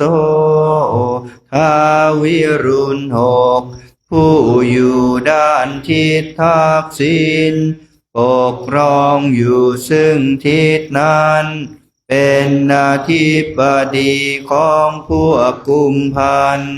เธอเป็นมหาราชมียศพุทธาปิตาสะภะหะโวแม่บุตรทั้งหลายของเธอเป็นอันมากอินทนามามหาภาลาอิทธิมันโตชุติมันโตวันนาวันโตยาสาสิโนโมธัมมานาอภิกขามุงภิกขุนังสมิติงวะนังมีนามว่าอินมีกำลังมากมีฤทธิ์มีอานุภาพมีรัศมีมียศยินดีมุ่งมาสู่ป่ามหาวันเป็นที่ประชุมแห่งภิกษุทั้งหลายปัจฉิมาจทิสังราชาวิรูปักโข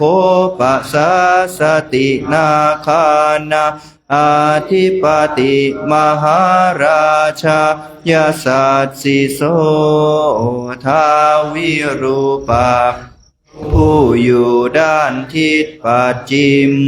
ปกครองอยู่ซึ่งทิศนั้นเป็นอธิบดีของพวกเธอเป็นมหาราชมียศพุทธาปิตาสะภะหะโวแม่บุตรทั้งหลายของเธอเป็นอันมากอินทนามามหาภาลาอิทธิมันโตชุติมันโตวันนาวันโตยาสัสสิโนโมธัมมานาอภิกขามุงภิกขุนาสามิติงวะนังมีนามว่าอินมีกำลังมากมีฤทธิ์มีอานุภาพมีรัศมีมียศยินดีมุ่งมาสู่ป่ามหาวันเป็นที่ประชุมแห่งภิกษุทั้งหลายอุตรัมจทิสังราชากุเวโรตัปปะสะสติยาคานังอาธิปติมหาราชายาสัสสิโสท้าวกุเวนผู้อยู่ด้านทิศอุดรปกครองอยู่ซึ่งทิศนั้นเป็นอธิบดีของพวกยักษ์เธอเป็นมหาราชมียศปุตตาปิตาสะภะหะโวแม่บุตรทั้งหลายของเธอเป็นอันมากอินทนามามหาภาลาอิทธิมันโตชุติมันโตวันนาวันโตยาสัสสิโนโมธัมมานาอภิกขามุงภิกขุนาสามิติงวะนังมีนามว่าอินมีกำลังมาก มีฤทธิ์มีอานุภาพมีรัศมีมียศยินดีมุ่งมาสู่ป่ามหาวันเป็นที่ประชุมแห่งภิกษุทั้งหลายปุริมาทิสังทาตาราโททักกิเนนาวิรุณหาโกปะชิเมนาวิรูปักโคกุเวโรอุตารังทิสังท้าวทาตารถเป็นใหญ่ทิศบูรพาท้าววิรุณหกเป็นใหญ่ทิศทักษิณท้าววิรูปักเป็นใหญ่ทิศปัจจิมท้าวกุเวนเป็นใหญ่ทิศอุดรจาตารโรเตมหาราชาสมันตาจตุโรทิสาทัตถันละมานาอัตถังสุวเนกาปิลวัฏเวมหาราชทั้งสี่นั้นญาติทั้งสี่โดยรอบให้รุ่งเรืองประทับอยู่ในป่ามหาวันใกล้กรุงกบิลพัสเตสังมายาวิโนทาสาบ่าวทั้งหลายของมหาราชทั้งสี่นั้นมีมายาอาคูวันจานิกาสทามายากุเทนทุเวเทนทุวิทุจวิทุโตสหะล่อลวงโอ้หัวเจ้าเล่มาด้วยกันคือกุเทนทุเวเทนทุวิทุตาจันทโนกามเศโทจะกินนุขันทุนิขันทุจะปนาโทโอปมัญโยจะเทวสุโตจะมาตาลิจิตตเสโนจะคันทโพนโรราชาชโนสะโพอาคูปัญจสิโคเจวติมภรุสุริยวัชชาสาจันทนากามเศรษฐากินนุขันธุนิขันธุปานาทาโอปมัญญาเทวสุตามาตาลิจิตตเสนาคันธภาปัญจสิกขาติมภรุสุริยวัชชาสามาทั้งนั้นเอเตจันเยจาราชาโนคันทัพพาสหราชุพิโมทมานาอภิกามุงภิกขุนังสมิติงวานังคนท่านราชาทั้งหลายเหล่านั้นและเหล่าอื่นกับด้วยเทวราชทั้งหลายยินดีมุ่งมาสู่ป่ามหาวันเป็นที่ประชุมแห่งภิกษุทั้งหลายอาทากุณาสภานาคาเวสาลาสหตัชชก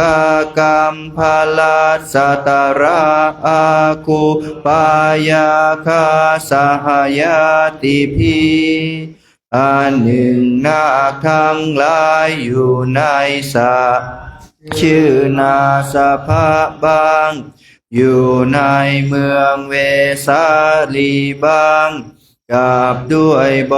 ริษัทแห่งตัชชกนาคราชก็มากำพลนาคและอัสสตระนาคก็มานาคผู้อยู่ในป่าชื่อปายาคะกับด้วยญาติทั้งหลายก็มา ยามุนาทัตรัตถาจะอาคูนาคายสัตสิโนนาคผู้อยู่ใน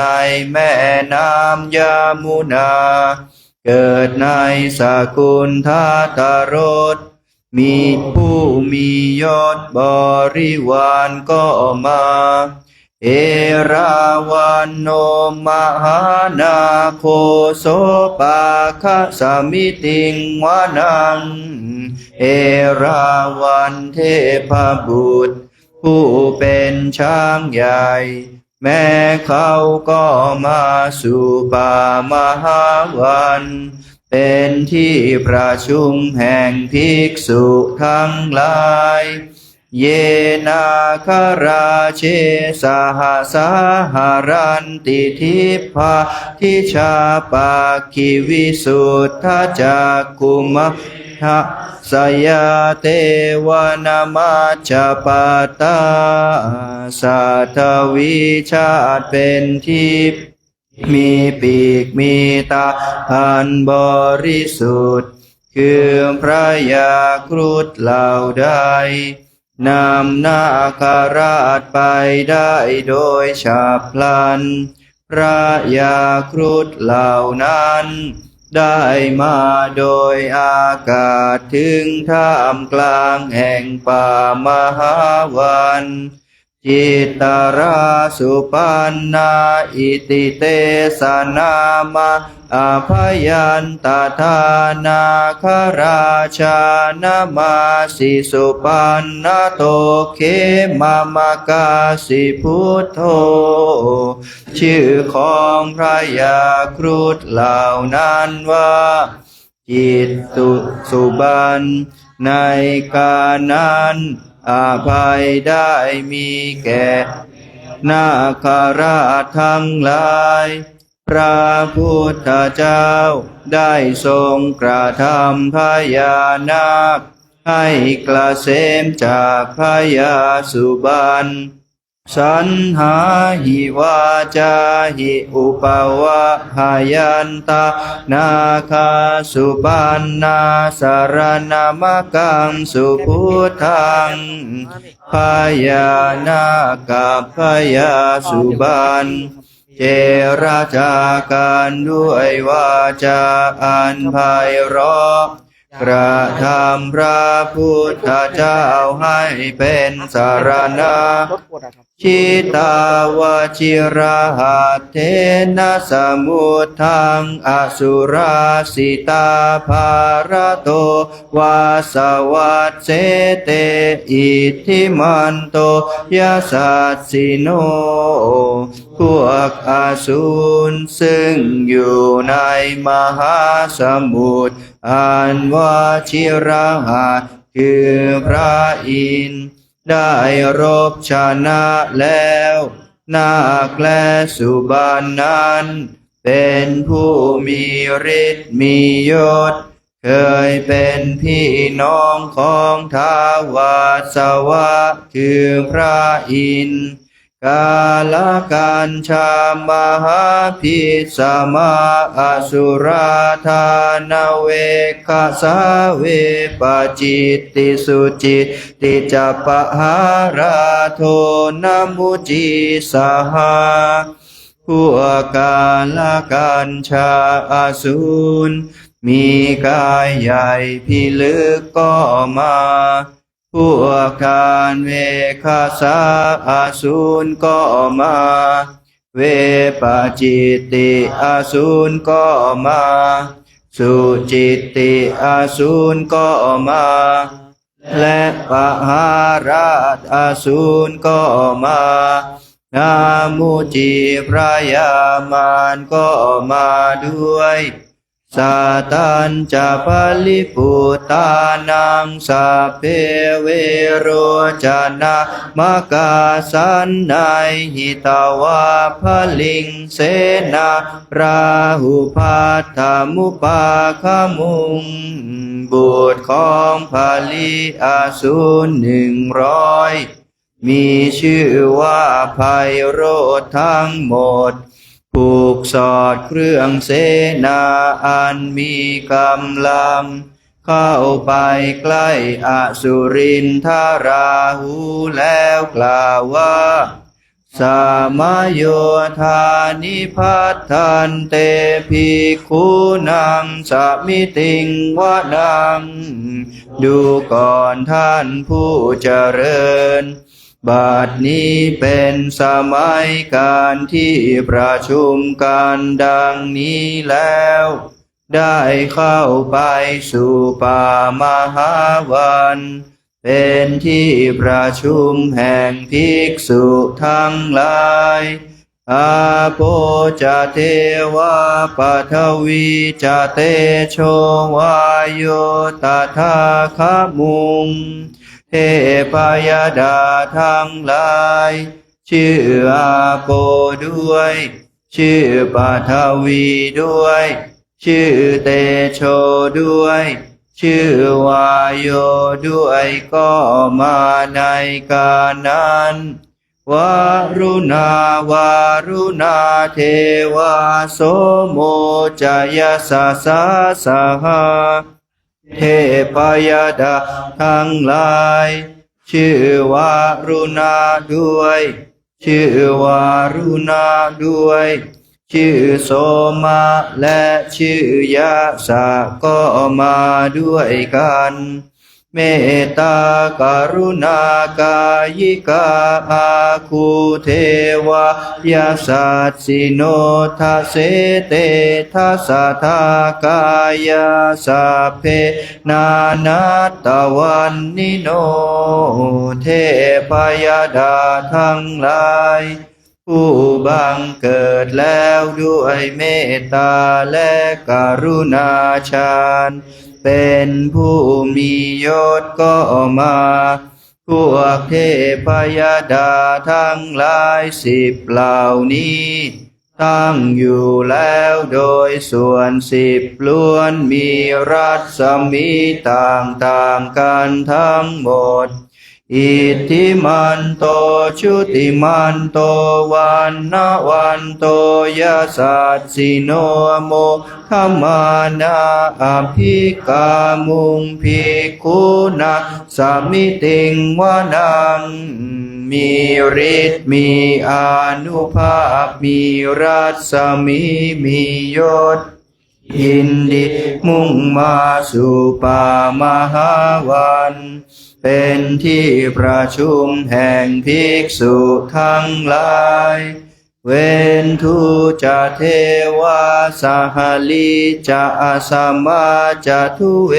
ยมาจันทัสสุปนิสาเทวาจันทมาคูปุราคิตาสุริยสุปนิสาเทวาสุริยมาคูปุราคิตาเทพยดาทั้งหลายชื่อเวนทูด้วย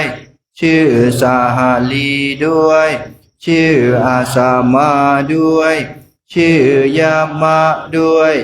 ทั้งสองพวกก็มาเทพยดาทั้งหลายผู้อาศัยพระจันทร์กระทำพระจันทร์ไว้เบื้องหน้าก็มาเทพยดาทั้งหลายผู้อาศัยพระอาทิตย์กระทำพระอาทิตย์ไว้เบื้องหน้าก็มานักขาตานิปุราคิตวะอาคูมันทพลาหกาเทพยดาทั้งหลายกระทำนักสัตตฤกษ์ทั้งหลายไว้เบื้องหน้าก็มามันทพลาหกเทพยดาทั้งหลายก็มาวะสุนังวาสาโวเสโทสาโกปาคปุรินทโททาเสเตทาสัทธากายะสัพเพนานาตวันนิโนแม้เท้าสักกะวาสวะปุรินทธา ผู้ประเสริฐกว่าอสูรเทพยดาทั้งหลายก็เสด็จมาหมู่แห่งเทพยดาทั้งหลาย10เหล่านี้ตั้งอยู่แล้วโดยส่วน10ล้วนมีรัศมีต่างๆกันทั้งหมดอิทธิมันโตชุติมันโตวันนาวันโตยาสัสสิโนโมทมานาอภิกามุงภิกขุนาสมิติงวานังมีฤทธิ์มีอานุภาพมีรัศมีมียศยินดีมุ่งมาสู่ป่ามหาวันเป็นที่ประชุมแห่งภิกษุทั้งหลายอาทากุสหภูเทวะชลมัคคิสิขาริวะอรินทกาจโรชาจะอุมมาปุพานิภาสิโนวรุณาสหธรรมาจะจุตาจะอเนชกาสุรายรุจิราอาคูวาสวเนสิโนอันหนึ่งเทพยดาทั้งหลายชื่อสหภูก็มารุ่งเรืองดุจเปลวประทีปชื่ออรินทกะและชื่อโรชะก็มามีรัศมีดุจสีแห่งดอกผักตบชื่อวรุณะและชื่อสหธรรมชื่ออัจจุตะและชื่ออเนชกะชื่อสุเรยรุจิราก็มาชื่อวาสวะเนสินก็มาอาเสเตทัสสะทากายาสัพเพนานัตตวันนิโนหมู่แห่งเทพยดาทั้งหลาย10เหล่านี้ตั้งอยู่แล้วโดยส่วน10ล้วนมีรัศมีต่างๆกันทั้งหมดอิทธิมันโตชุติมันโตวานาวันโตยาสัสสิโนโพธมานาอภิกามุงภิกขุนังสมิติงวะนังมีอานุภาพมีรัศมีมียศยินดีมุ่งมาสู่ป่ามหาวันเป็นที่ประชุมแห่งภิกษุทั้งหลาย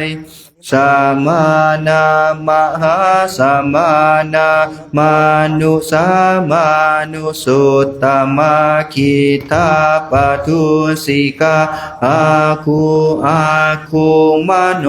ปทุสิกาอาทาคูหารโยเทวาเทพยดาทั้งหลายชื่อสมานาชื่อมหาสมานาชื่อมานุสาชื่อมานุสุตตมาชื่อคิตาปทุสิกาก็มาชื่อมโนปทุสิกาก็มาอันหนึ่งเทพยดาทั้งหลายชื่อหารยาก็มาเยจโลหิตาวาสิโนปาราคามหาปาราคาอาคูเทวายาสัสสิโนเทพยดาซึ่งชื่อโลหิตาวาสีก็มาเทพยดาทั้งหลายชื่อปาราคาชื่อมหาปาราคาผู้มียศก็มาทาเสเตทัสสะทากายาสัพเพนามานัตตวันนิโนหมู่แห่งเทพยดาทั้งหลาย10เหล่านี้ ตั้งอยู่แล้วโดยส่วนสิบล้วนมีรัศมีต่างๆกันทั้งหมดอิทธิมันโตชุติมันโตวันนาวันโตยาสัสสิโนโมธัมมานาอภิกามุงภิกขุนังสมิติงวานังมีฤทธิ์มีอานุภาพมีรัศมีมียศยินดีมุ่งมาสู่ป่ามหาวันเป็นที่ประชุมแห่งภิกษุทั้งหลายสุกากรุมหาอารุณาอาคูเวคณาสาสหโอทาตะไคหาปาโมกขาอาคูเทวาวิจักขณาเทพยดาทั้งหลายชื่อสุกาชื่อการุมหาชื่ออรุณาชื่อเวคานาสะก็มาด้วยกันเทพยดาทั้งหลายชื่อโอทาตะไคหาผู้เป็นหัวหน้าชื่อวิจักขณะก็มาสัทธามาตาหารัคชามิสกาจายสัสสิโนฐานายังอาคาปชุนโนโยทิสาอภิวัตสติชื่อสัทธามาตาชื่อหารัคชาและชื่อมิสกาผู้มียศก็มาประชุนนะเทพบุตรซึ่งคำรามให้ฝนตกทั่วทิศก็มาทาเสเตทัสสะทากายาสัพเพนานาตวันนิโนหมู่แห่งเทพยดาทั้งหลายสิบเหล่านี้ตั้งอยู่แล้วโดยส่วนสิบล้วนมีรัศมีต่างๆกันทั้งหมดอิทธิมันโตชุติมันโตวะนาวันโตยาสัสสิโนโมธัมมานาอภิกามุงภิกขุนาสมิติงวานังมีฤทธิ์มีอานุภาพมีรัศมียศยินดีมุ่งมาสู่ป่ามหาวันเป็นที่ประชุมแห่งภิกษุทั้งหลายเขมิยาตุสิตายามากาตกาจายสัสสิโนสัมพิตากาลามาเสทาโชตินามาจาอาสวานิมมานรติโนอาคูปารณิมมิตาเทพยดาทั้งหลายชื่อเคมิยาชื่อตุสิตาชื่อยามะและชื่อกันทกามียศชื่อลัมพิตกาชื่อลามเศรษฐาชื่อโชตินามะและชื่ออาสวะชื่อนิมมานรดีก็มาอันหนึ่งเทพยดาทั้งหลายชื่อปารานิมมิตาก็มาทาเสเตทัสสะทากายาสัพเพนานาตวันนิโนหมู่แห่งเทพยดาทั้งหลายสิบเหล่านี้ตั้งอยู่แล้วโดยส่วนสิบล้วนมีรัศมีต่างๆกันทั้งหมด อิทธิมันโตชุติมันโตวันนวันโตยาสัสสิโนโมธัมมานาอภิกามุงภิกขุนังสมิติงวานังมีฤทธิ์มีอานุภาพมีรัศมีมียศยินดีมุ่งมาสู่ป่ามหาวันเป็นที่ประชุมแห่งภิกษุทั้งหลายสันเตเตเทวนิกายาสัพเพนานาตวันนิโนนามันวะเยนะอาคันจุงเยจันเยสัทธิสาสหะหมู่เทพยดาทั้ง60นี้ล้วนมีราศมีต่างๆกันทั้งหมดมาแล้วโดยพระกำหนดชื่อเทพยดาทั้งหลายเหล่าอื่นนั้นก็มาพร้อมกันด้วยคิดว่าปาวุธชาติมัคคีลังโอกตินนัมนาสวะทักเคโมคตารังนาคังจันทังวะอสิตาติตังเราทั้งหลายจากเห็นพระนาคผู้ปราศจากชาติผู้ไม่มีกิเลสดุจตาภูผู้มีโอคาอันข้ามได้แล้วผู้ไม่มีอาสวะพ้นจากโอคาผู้ล่วงกรรมดำคืออกุศลได้แล้วดุจพระจันทร์พ้นจากเมฆพลา6 ฉะนั้นสุพรหมปรมาโตจะปุตตาอิทธิมโตสหสันนะกุมารโรติโสจะโสปาคสมิติงวานังสุพรหมกับปรมาตถพรหมผู้เป็นบุตรของท่านผู้มีฤทธิ์ก็มาด้วย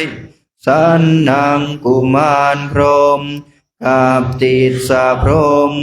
แม้เขาก็มาสู่ป่ามหาวันเป็นที่ประชุมแห่งภิกษุทั้งหลายสหัสสะพรหมโลกานังมหาพรหมพิติทติอุปปันโนชุติมันโตภิสมากายโยยัสสัสสิโสท้าวมหาพรหมย่อมปกครองพรหมโลก1,000บังเกิดแล้วในพรหมโลกมีอานุภาพมีกายใหญ่โตมียศก็มาทาเศรษฐอิสระอาคูปาเจกวสัตวะสิโนเตสัญจามัจจโตอาคาหาริโตปริวาริโตพรหมทั้ง10เป็นอิสระในพวกพรหม1,000นั้นก็มามีอำนาจอันเป็นไปต่างๆกันเตจะสะเพอภิกันเตสินเทเทเวสัพพมะเกมาราเสนาอภิกามิมหาพรหมนั้นชื่อหาริตาอันมีบริวารแวดล้อมแล้วมาในท่ามกลางแห่งพรหมทั้งหลายเหล่านั้นมารเสนาได้เห็นพวกเทวดาพร้อมด้วยพระอินทร์พระพรหม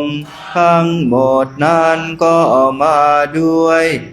ปัสสะกันหาสมันทิยังเอทาคันหาทาพันทาทาราเคนาภาธรรมัตถุโวแล้วกล่าวว่าท่านจงดูความเคล้าของพวกข้าศึกพญามารจึงกล่าวว่าท่านทั้งหลายจงมาจับพวกเทพยดาเหล่านี้ผูกไว้ความผูกด้วยราคะจงมีแก่ท่านทั้งหลายสามันตาปริวาเรธรรมาโวมุจิตทโกจินาอิติตัตถมหาเสโนกันหาเสนาอเปสายีท่านทั้งหลายจงแวดล้อมไว้โดยรอบท่านทั้งหลายอย่าปล่อยใครไปพญามารบังคับเสนามารในที่ประชุมนั้นดังนี้ปานินาตาลมาหัจจสรังกัตตวานะเพระวะยะถาปาวุสสโกเมโคธานายันโตสุวิชุโกแล้วตกพื้นแผ่นดินด้วยฝ่ามือกระทำเสียงน่ากลัวเหมือนมหาเมฆอย่างฝนให้ตกคำรามอยู่เป็นไปกับด้วยฟ้าแลบตาทาโสปัจจุทาวาติสังกุโทอาสยังวะเสตันจะสัพพะอภิญญายาววะกิตวานาจักขุมาตาโตอามันตายิสัทธาสาวะเกสาสเนระเตในการนั้นพญามารนั้นไม่ยังใครให้เป็นไปในอำนาจได้เสียใจกราบพระศาสดาผู้มีดวงตาพิจารณาแล้วทราบเหตุนั้นทั้งสิ้นแต่นั้นจึงตรัสเรียกซึ่งพระสาวกทั้งหลายผู้ยินดีแล้วในพระศาสนาว่ามาราเสนาอภิกันตาเตวิชานาถาภิกขโวเตจะอาตาปะมะการุงสุตตวะพุทธัสสะศาสนังภิกษุทั้งหลายมารเสนามารทั้งหลายก็มาเธอทั้งหลายจงรู้จักเขาภิกษุเหล่านั้นสดับพุทธศาสตร์แล้วได้กระทำความเพียรเจริญทิพยจักษุญาณเห็นแล้ววิตาราเคหิปากามุเนสโลมัมปิอินชยุงมารเสนาได้หลีกไปจากภิกษุทั้งหลายผู้ปราศจากราคะไม่ยังแม้ลมชาติของท่านให้ไว้ได้สัพเพวิชิตาสังขามาพยาติตายาสัสสิโนโมทันติสหภูเตหิสาวกาเตชะเนสุตาติพญามารกล่าวสรรเสริญว่าพระสาวกทั้งหลายของพระองค์ทั้งหมดมีสงครามชนะแล้วล่วงความกลัวเสียได้มียศปรากฏแล้วในประชุมชนบันเทิงอยู่กับด้วยพระอริยผู้เกิดแล้วในพระศาสนา ดังนี้ เปิดหนังสือย้อนกลับไปหน้า95ครับกรวดน้ำตอนเย็นหันธรรมยังอุทิศนาทิธานาคาทายโยพนามาเสอิมินาปุญญาคัมเมนาด้วยบุญนี้อุทิศให้อุปาชายาคุณุตระอุปาชาผู้เลิศคุณอาจาริยุปการาจาและอาจารย์ผู้เกื้อหนุนมาตาปิตาจยาตกา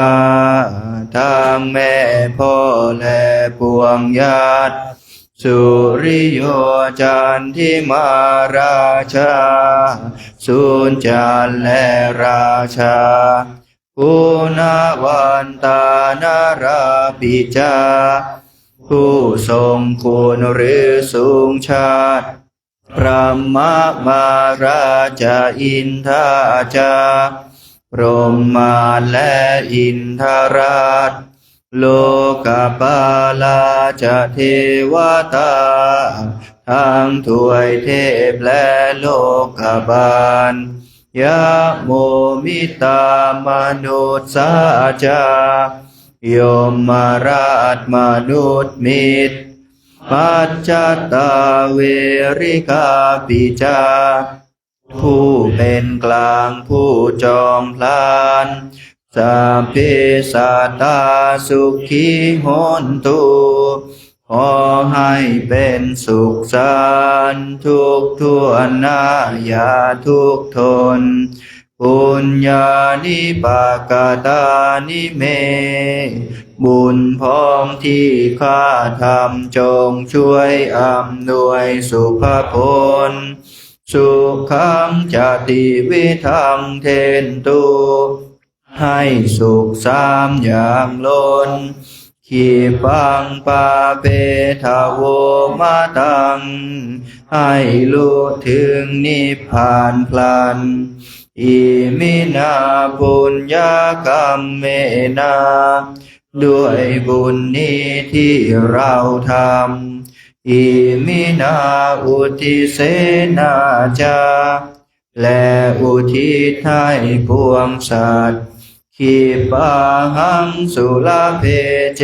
วาเราพลันได้ซึ่งการตัดอันอุปาทานะเชทนังตัวตัณหาอุปาทานเยสันตาเนหินาธรรมาสิ่งชั่วในดวงใจยาวานิพพานาโต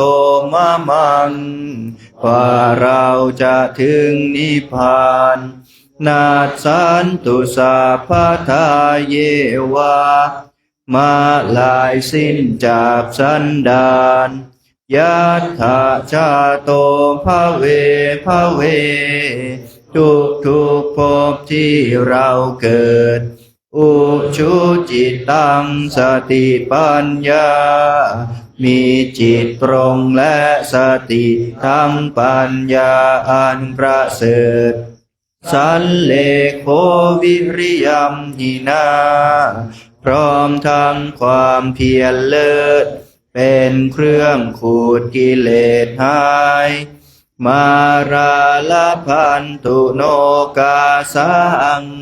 โอกาสอย่าพึงมีแก่หมู่มารสิ้นทั้งหลายกาตุนจาวิริเยสุเม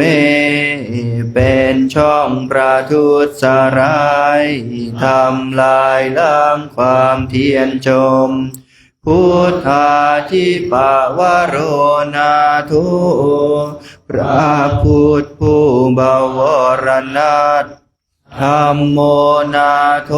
วรุตโมพระธรรมที่พึงอุดมนาโทปัจเจกพุทโธจาพระปัจเจกพุทธสงฆ์ สังโฆนาโทตโรมะมังทกพระสงฆ์ที่พึงพยองเอโสตมานุภาเวนะด้วยอานุภาพนั้นมาโรกาสังละพันตุมาพอหมู่มารอย่าได้ช่องทัสสะปุญญานุภาเวนะด้วยเดชบุญทางสิบปองมาโรกาสังละพันตุมาอย่าเปิดโอกาสแก่มารเถิด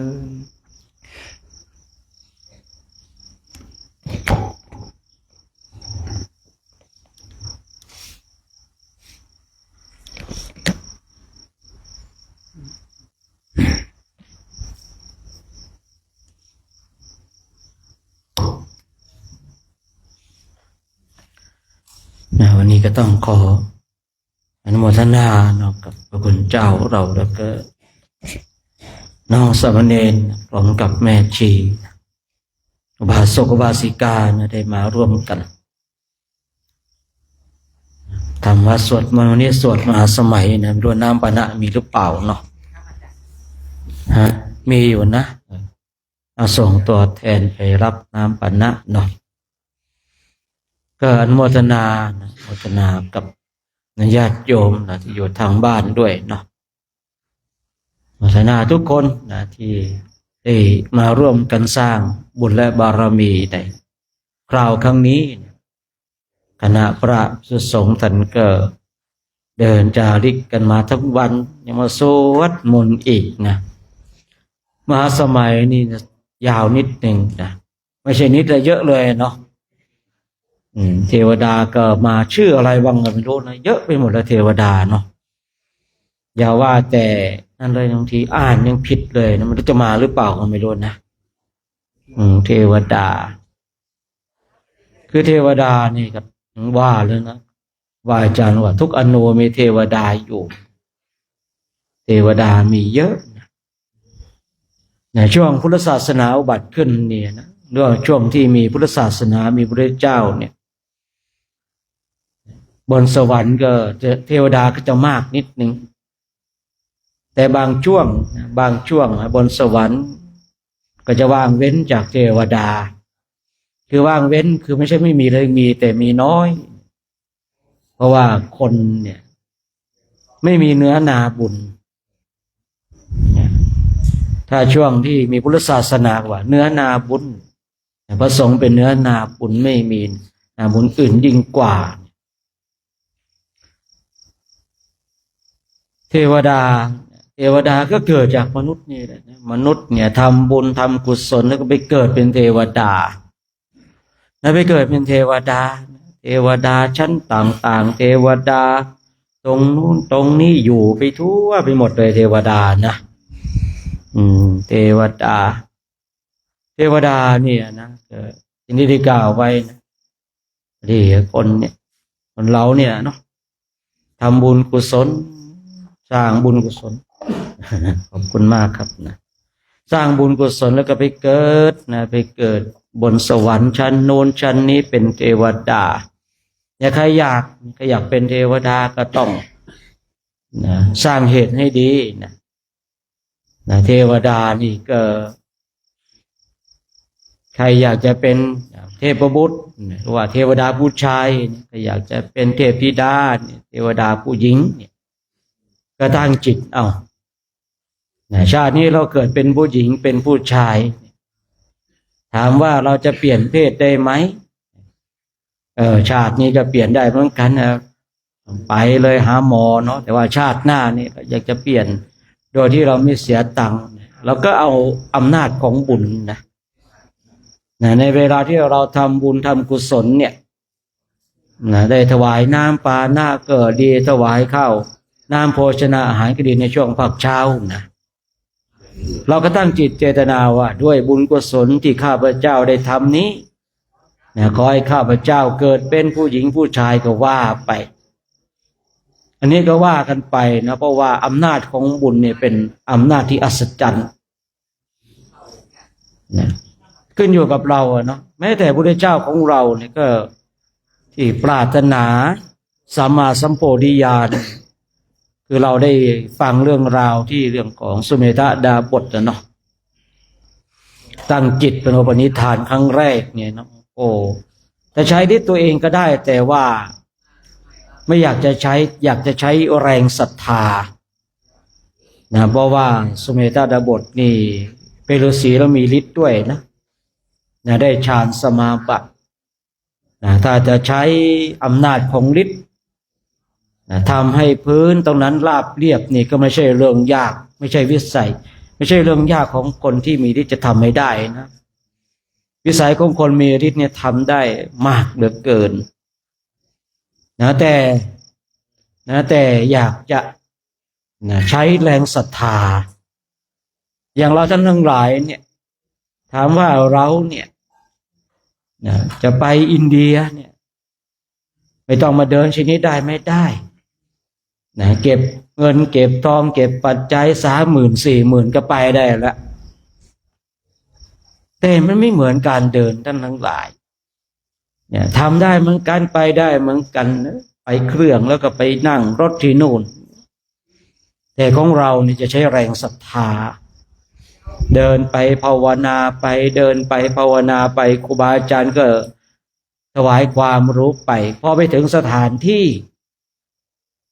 ที่เกี่ยวข้องกับพระพุทธเจ้าพุทธศาสนามีอยู่ปีหนึ่งนะท่านพิธีเกิดนะที่สารวโนทยานที่พระพุทธเจ้าปรินิพพานร้องไห้เลยครับนะพระที่โครงการเราเนี่ยร้องหลายรูปนะครับแต่รูปนี้คือท่านแบบท่านไม่ชอบพูดชอบคุยนะครับท่านก็เป็นคนนิ่งๆนี่แต่วันนั้นเนี่ยนะวันนั้นร้องไห้เนี่ยพระต้องไปปลอบน้ำตานี่ไหลผมจึงไม่แปลกใจหรอกที่หลวงปู่นันทปัญญาภิกขุเนาะว่าน้ำตาลูกผู้ชายคือบางคนบางท่านเนี่ยหลายๆคนนะบอกว่าจะเป็นไปได้อย่างไรคนเราจะไปร้องไห้ต่อใต้ต้นไม้อย่างเงี้ยไปร้องไห้ต่อหน้ารูปปั้นอย่างเงี้ยนะแต่มีหลายๆคนหลายท่านนะไปแล้วปล่อยโฮเลยครับพระเรานะปีนั้นนะรูปนั้นน่าจะมากกว่าเพื่อนนะคือถ้าเป็นสมบัติอย่างเงี้ยร้องไห้ก็โออยู่นะเพราะแบบเนี้ยเนาะหันซ้ายหันขวาเห็นกล้องก็ยกไม้ยกมือแนะก็ปกติแต่ท่านนี้นะครับท่านนี้เนี่ยคือท่านนิ่งมากครับผมนิ่งท่านไม่ชอบพูดไม่ชอบคุยแต่ไปตรงนั้นร้องไห้โฮเลยครับอย่างนี้เลยนะครับร้องขนาดนั้นพระอีกรูปหนึ่งก็เลยต้องมากอดมาปลอบมาตบหลังนะครับผมท่านก็ไม่หยุดนะครับต้องน้ำตาแห่งลูกผู้ชายเป็นไปได้เพราะอะไรเพราะเราเดินกันไปเนี่ยเดินไปแล้วก็ภาวนาไปด้วยครับภาวนาไปด้วยทำวัดสวดมนต์ฟังเทศน์ฟังธรรมครูบาอาจารย์ก็พรรณนาคุยเรื่องราวเกี่ยวกับพระพุทธเจ้านี่พอเราไปถึงในสถานที่สำคัญเราภาวนาไปด้วยนะพอไปเห็นน้ำปิติมันก็เกิดเลยครับนะปิติก็เกิดเมื่อปิติเกิดแล้วทำยังไงบางทีมันห้ามไม่ได้ครับนะร้องไห้คนโดยส่วนมากก็จะไปร้องไห้ที่สารวโนทยานที่พระพุทธเจ้าเข้าสู่พระปรินิพพานคือบางสิหาเสยญาตรงนั้นเนี่ยคือมองนะท่านทั้งหลายมองแล้วเหมือนกับพระองค์มองเรานะแล้วอีกคำที่ว่าดูก่อนภิกษุทั้งหลายนะบางทีมันเราสวดมนต์เนี่ยเราสวดเนี่ยประชิมโอวาทเนี่ยโอวาทครั้งสุดท้ายนะบางทีไปเรานั่งมันผุดขึ้นเนาะ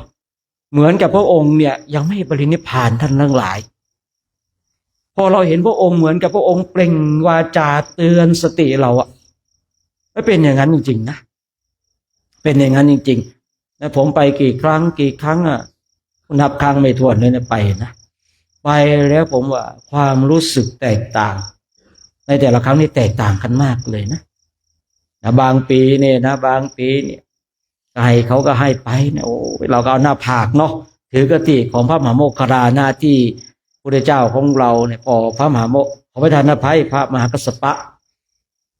ท่านมาถึงปุ๊บ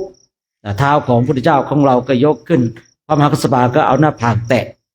ทีนี้ของเรากันบางทีบางรูปก็ไปแล้วยอมเสีย1,000 รูปีเสียบางทีนะเสีย1,000 รูปีให้แบบคนเจ้าหน้าที่เขาเปิดประตูแล้วก็เราเข้าไปแล้วก็เท้าเอาหน้าผากของเราไปแตะ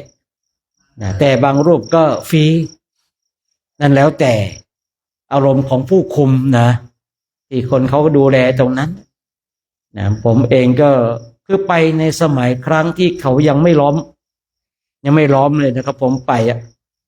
ช่วงนั้นก็ไปแบบเต็มที่เลยเนาะช่วงหลังเขาก็ล้อมเพราะว่าเริ่มมีสิ่งอื่นเข้ามาเนาะเขาก็ล้อมไว้ชาวพุทธเราก็ไปสวดมนต์บางคนก็ไปร้องไห้คือร้องไห้ตรงจุดนี้เกิดเรื่องด้วยปิติคืออย่างที่ผมกล่าวว่าย้อนกลับมาในเรื่องของเราว่าไอการที่เราเนี่ยจะนั่งเครื่องไปนั่งรถที่นู่นถามว่าทำได้ไหมก็ได้ยิ่งในยุคปัจจุบันเนี่ยง่ายเหลือเกินแต่มันไม่เหมือนกับการที่เราเดินท่านทั้งหลายเดินไปเนี่ยแต่ละวันเนี่ยเดินแต่เราเดินไม่ได้แบบมากแบบนี้นะครับไม่ได้เดินมากแบบนี้แต่ว่าช่วงนี้ที่เราเดินกันมากเพราะว่าคือต้องการเช็คกำลัง1เช็คกำลังพระคุณเจ้า2เช็คกำลังสุขภาพของพระคุณเจ้า3เช็คอุปนิสัยนะครับเช็คว่าอยู่กับหมู่คณะได้ไหมคือไม่ต้องเช็คหลายอย่างเพราะว่าผมเองเนี่ยผมคุยกันเป็นประจำว่าถ้าจะทะเลาะกันให้ทะเลาะกันในช่วงภาคเหนือเนี่ยนะคือถ้าจะทะเลาะกันคือผมไม่อยากให้ใครไปทะเลาะกันในประเทศอินเดียไปอินเดียแล้วอยากจะไปภาวนาผมบอกว่าใครจะเกลียดผมไม่เกลียดตอนภาคเหนือเนี่ยคือไม่อยากให้ไปเกลียดในประเทศอินเดียนะครับเพราะอะไรเพราะว่าไปอินเดียนะผมก็จะเปลี่ยนบทบาทของตนเองผมก็ไปภาวนานะครับผมก็ไปภาวนาคือไปภาวนาเอาไปเอาบุญเอากุศลยิ่งถ้าเราเป็นสะพานบุญให้กับญาติโยมแล้วโอ้มันเหมือนกับเราแบกภาระไว้หลายอย่างฉะนั้นการที่เราเนี่ยจาริกเนี่ยเพื่อที่เราเพิ่มพลังศรัทธาของเราเหมือนกับสเมธดาบทเนี่ยถามว่าถ้าใช้กำลังฤทธิ์ได้ไหมวิสัยของคนมีฌานทำไมจะทำไม่ได้เหาะเหินเดินอากาศยังได้จะใช้ฤทธิ์ปรับดินให้ตรงนั้นเสมอกันมันจะไปยากอะไรใช่หรือเปล่าแต่ด้วยความคิดว่าถ้าเราใช้ฤทธิ์เนี่ยมันไม่ซึ้งตึงใจคุยภาษาของเราเนาะแต่ถ้าใช้ด้วยแรงกายเนี่ยลงมือทำด้วยตนเองเนี่ย2 มือเนี่ยทำไปเนี่ยมันมีแรงขับเคลื่อนคนที่ทำกับข้าวถวายพระเองกับคนที่ไปซื้อกับข้าวมาถวายพระถามว่าได้บุญไหมได้บุญเหมือนกันแต่คนที่ทำด้วยมือของตนเองเนี่ยศรัทธาปิติมันจะแรงมันก็แรงถามว่าได้บุญไหมก็ได้บุญเหมือนกันท่านทั้งหลายเหมือนกันผมว่าเราท่านทั้งหลายเนี่ยโชคดีนะโชคดีเนี่ยที่พระเดชพระโคหลวงพ่อเนาะพระครูธีรธรรมปราโมทย์เปิดโอกาสเช่นนี้นะผมเองก็คือพูดง่ายๆว่ามันก็แก่แล้วเนาะบางวันก็แก่มันก็ไม่แก่นะบางวันก็แก่บางวันก็ไม่แก่ก็คิดนะอยากจะชวนหลวงพ่อหยุดแล้วเพราะว่าคือพระเจ้าหน้าที่ของเรารุ่นเก่าๆอายุก็เริ่มมากขึ้นอะไรกันหลายอย่างแล้วแล้วก็เลยหลายอย่างมันก็จะเริ่มนู่นนี่นั่นทั้งหลายแต่พอเห็นเราท่านทั้งหลายเนี่ยมีความตั้งใจสูงเนี่ยก็เลยยังไม่กล้าชวนนะครับที่จริงโครงการของเราเนี่ยกะแค่9 ปีเท่านั้นนะ9 ปีก็พอแล้วเดี๋ยวเป็นคนละ9 ปีเรา9 ปีเราก็ลุยงานเต็มที่เลยครับลุยเต็มที่สไตล์ผมคือเวลาที่ผมทำงานผมจะชอบหรือไม่ชอบผมจะทำอย่างเต็มที่นะครับ งานหนึ่งอันใดก็ตามเนี่ยผมจะชอบหรือไม่ชอบก็ตามแต่ถ้าผมทำแล้วเนี่ยผมจะทำอย่างเต็มที่เลยผมจะไม่ทิ้งงานกลางคันนะจะไม่ทิ้งงานกลางคันทีนี้เห็นเราท่านทั้งหลายเนี่ยตั้งใจวันนี้ก็เดินมากันโอ้น้ำมาแล้วมาเรื่อยๆเลยน้ำปะนะเนาะโอ้เนาะขอโมทนากับท่านพระครูใบดีกาเนาะมีอยู่คณะหนึ่งแต่ยังไม่เล่าดีกว่าเนาะเดี๋ยวจะหมดนะเนี่ยเราท่านทั้งหลายพระเดชพระคุณหลวงพ่อตั้งว่า9 ปีนะก็คงจะเห็นเหมือนที่ผมเห็นคือพอพระมาแล้วพระมีความตั้งใจสูงนะโครงการของเราก็เลยเป็นโครงการว่าปลูกเสกพระเป็นเนี่ยปลูกเสกพระเป็นก็ปลูกเสกพระเครื่องกันของเราเนี่ยมาเสกพระเป็นเนี่ย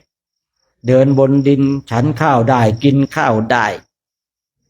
เดินมากันกระตึบตับวันนี้ก็ทุกการกระทำของผมมีเหตุผลของผมนะแต่ผมไม่จำเป็นที่จะต้องไปคุยเหตุผลให้ท่านทั้งหลายฟังนะทุกเหตุผลในการกระทำที่ผมเคยคุยผมต้องพยายามดึงอัตราตัวตนของทุกรูปออกมาโดยวิธีการของผมนะเพราะว่าไปอินเดียเนี่ยมันเจอสารพัดทั้งหลายถ้าเราไม่แกร่งจริงนะมันทนสภาพไม่ได้นะเรื่องของอาหารก็ดีนะน้ำปานะนี่ไม่ต้องพูดถึงนะครับแต่ละปีผมก็บอกเลยว่าอยากดื่มอะไรให้ถ่ายรูปไปเพราะอะไรมันไม่มีครับนี่อย่างที่เราถึงเวลาเดินมากันเนี่ยนะองค์ละขวด2 ขวดเนี่ยแหมเครื่องชูกำลังนะไม่มีแล้วครับถึงมีก็โอ้โหแตะไม่ได้หรอกครับผมนะขวดหนึ่ง300-400อย่างนี้นะอะไรนะเรสบูนะ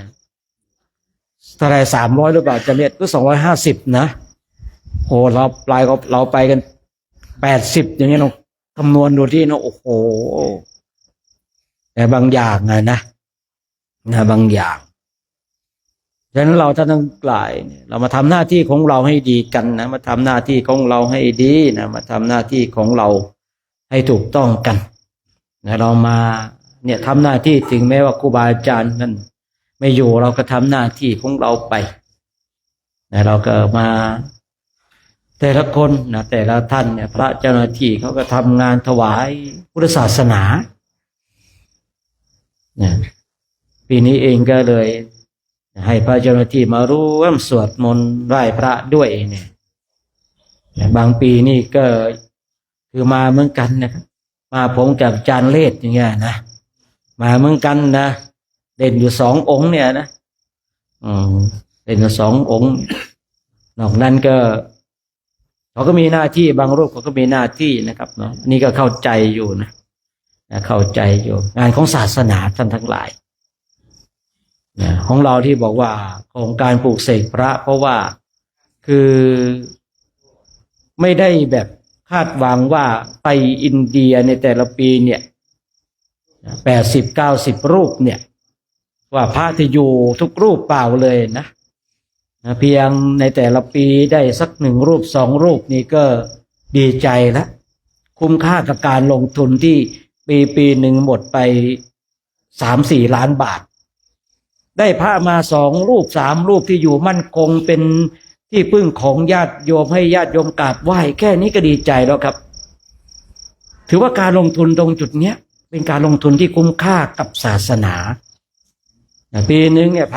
าพระคุณเจ้าเราไปเนี่ย3 ล้าน 4 ล้านแต่ได้พระกลับมาเนี่ย1 รูป 2 รูปนะ1 รูปผมก็ดีใจแล้ว1 รูปก็ดีใจแล้วแต่ของเรานี่ก็ที่แน่ๆเนี่ยอย่างอาจารย์นเรศเนี่ยอยู่แน่นอนอยู่แล้วตั้งแต่ปี 1เลยนะครับเนี่ยรุ่นแรกเลยของโครงการเนี่ยอาจารย์นเรศเนี่ยเขาเลยบอกว่านักล่าเต็นท์เอาเต็นท์หลวงพ่อไปทุกปีเต็นท์เนี่ยได้ทุกปีเลยนะเนี่ยเอาไปโอ้ยปีนี้ได้อีกแล้วนะเพราะว่าในแต่ละปีเนี่ยเต็นท์ของโครงการของเราก็จะแตกต่างไปนะ เออเขาก็เลยว่าเขาก็เลยแซวตั้งฉายาว่านักล่าเต็นท์นักล่าเต็นท์นะหลวงพ่อตั้งนะไม่ใช่ใครตั้งนะพอเห็นแล้วเนี่ยอย่างน้อยๆเนี่ย11 ปีเนี่ยน่าจะหมดเป็นเกือบ20 ล้านนะยังไงได้อาจารย์นเรศองค์หนึ่งก็ดีใจแล้วนะเนี่ยหลายองค์นะหลายรูปเนี่ยอย่างลูกเป็งเนี่ยก็จะศึกเหมือนกันนะนี่ก็ยังอยู่ได้เนี่ยไปมาได้พระปฏิโมกข์เนี่ยได้พระปฏิโมกข์เนี่ยเมื่อก่อนจะศึกนะจะศึกแล้วนะเนี่ยพออยู่ไปเนี่ยไปเดินธุดงค์อินเดียเนี่ยกลับมาเนี่ยไปเล่นปฏิโมกข์เลยนะกี่เดือนนะ3 เดือนได้เลยนะผมให้หยุดเขาให้หยุด1 ปีแล้วนะนี่ก็20 กว่าปีแล้วเนี่ยยอมผมคือผมได้ยอมคนคือ1เนี่ยยอมคนที่สวดปฏิโมกข์ได้เพราะเรารู้ว่าสวดได้เนาะแต่ผมเนี่ยจะไม่ยอมคือจะไม่ยอมแพ้คนคือผมเห็นคนนั่งสมาธิ5 ชั่วโมงผมต้องได้6 ชั่วโมงนะคือผมไม่ยอมเรื่องนี้เรื่องการเดินจงกรมการนั่งสมาธิเนี่ยนอกนั้นผมยอมครับผมไม่สู้กับใครแต่เรื่องเดินจงกรมนั่งสมาธิเนี่ยผมไม่ยอมใครเด็ดขาดบนโลกนี้นะครับใครจะท้าผมก็ได้นะเอากี่วันนะครับผมใครจะท้าก็ได้นะผมเคยท้าญาติโยมไม่คุยเรื่องกันเอาไหมโยมเดี๋ยวถ้าอาตมาแพ้โยมอาตมาบวชตลอดชีวิตแต่ถ้าโยมแพ้เนี่ยอาตมาโยมมาบวชอยู่กับอาตมานะไม่เห็นมีใครมาเลยเนาะยังไงเราก็ตลอดชีวิตอยู่แล้วไงยังไงเขาก็ไม่กล้านะเขาไม่กล้านะเนี่ยคือโครงการของเราเนี่ยพระเดชพระคุณหลวงพ่อว่าเราจะคือสร้างบุคลากรนะให้เป็นที่กราบไหว้เคารพของญาติโยมนะพอถ้าได้1 ปีหรือว่าปีละ1 รูป2 รูปโอ้ดีใจแล้วผมเองเนี่ยคือในแต่ละปีเนี่ยกลับมาแล้วก็คอยฟังข่าวพาที่เขาร่วมในโครงการนะคือผมเองเนี่ยคือผมชอบนะหลวงพ่อก็บอกว่าโชคนั้นมันก็จ่าแก่คอยฝึกคอยสอนแล้วก็ส่งเขาไปนะบางลูกก็ไปต่างประเทศกันไปนู่นไปนี่นะผมก็ยังอยู่ที่เดิมคือผมเห็นเนี่ยพระรุ่นน้องๆเนี่ยเติบโตเป็นบุคลากรของศาสนาผมดีใจนะครับเห็นแต่ละรูปบางทีออกต่างประเทศกันไปนู่นไปนี่ผมดีใจผมก็ยังอยู่กับที่นะเพราะว่าผมมีจุดยืนและมีสิ่งที่ชัดเจนและสิ่งที่ผมปรารถนาผมก็ไม่ได้ค้างคาใจนะผมก็เลยอยู่แบบสบายๆถึงเวลาผมเกิดมาเป็นเพื่อนเราท่านทั้งหลายเนาะฉะนั้นในวันนี้ก็ต้องขออนุโมทนากับท่านเจ้าภาพทุกคนทุกท่านเนาะที่ไม่ได้รายชื่ออะไรนามแต่ว่าเราท่านทั้งหลายก็มีจิตเจตนาในการสะสมซึ่งบุญและบารมีน้ำปนาที่เราท่านทั้งหลายได้ถวายกันพระภิกษุสงฆ์องค์สามเณรพร้อมกับแม่ชีอุบาสกอุบาสิกาได้ดื่มแล้วสิ่งเหล่านี้ก็จะกลายเป็นกำลังกลายเป็นเลือดเป็นเนื้อให้พระคุณเจ้าของเราได้มีกำลังในการสร้างคุณงามความดีอาตมาภาพในนามตัวแทนสงฆ์ก็ขออ้างอิงคุณพระศรีพระรัตนตรัยจงปกปักรักษาท่านเจ้าภาพทุกคนทุกท่านเนาะจงมีความสุขมีความสงบมีความร่มเย็นคิดสิ่งประการใดที่เป็นไปโดยชอบประกอบในธรรมแล้วก็ขอให้สิ่งนั้นจงสำเร็จจงสำเร็จจงสำเร็จด้วยเถิดสัพพโลกาเวนิโมโตสัพพสันตาภาวะชิโตสัพพเวรมติกาโตนิยพุโตจตุวันภาวะสัพพิติโยวิวัชชันตุสัพพะโลกโควินาศตุมา เตภวัตวันตาลายสุขิธิกายุโกภวะพิวาทนาสิเลียสาเลียวุธาปจายโนจัตตารโอธรรมาวาทาติอายุวันโนสุขังภาลังเดี๋ยวเรากราบพระพร้อมกันเนาะ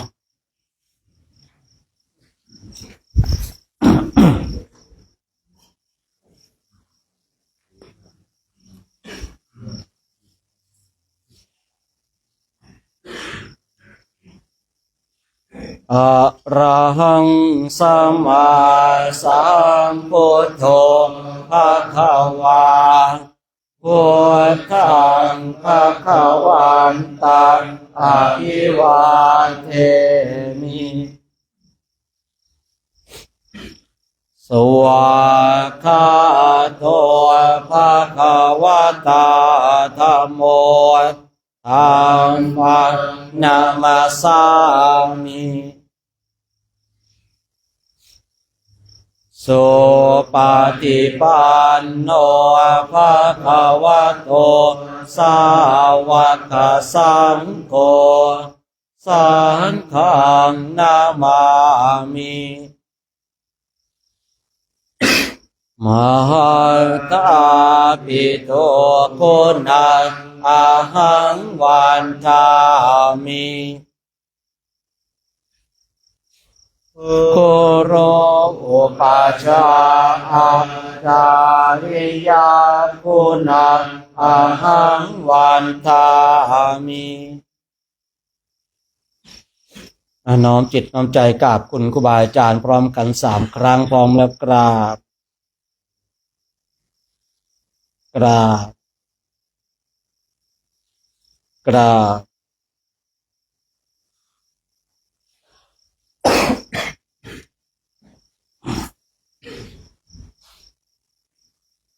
พระภิกษุสงฆ์พร้อมใจกันกราบพระอาจารย์โชคอีก3 ครั้งพร้อมกันแล้วกราบสาธุนะกราบทำกราบวินัยกันนะกราบสาธุสามเณรแม่ชีโยมพร้อมแล้วกราบกราบกราบไปที่ชอบคนได้แม่ชีเด้อชอบตรงไหนก็ไปตรงนั้นนะที่ไม่ชอบก็อย่าไปนะครับเอานิมนต์นะครับผมนิมนต์นะใครที่เป็นหนี้ก็อย่าลืมไปเด้อข้างเต็นท์หมอสกลนะเนี่ย2 รูปนะ2 รูป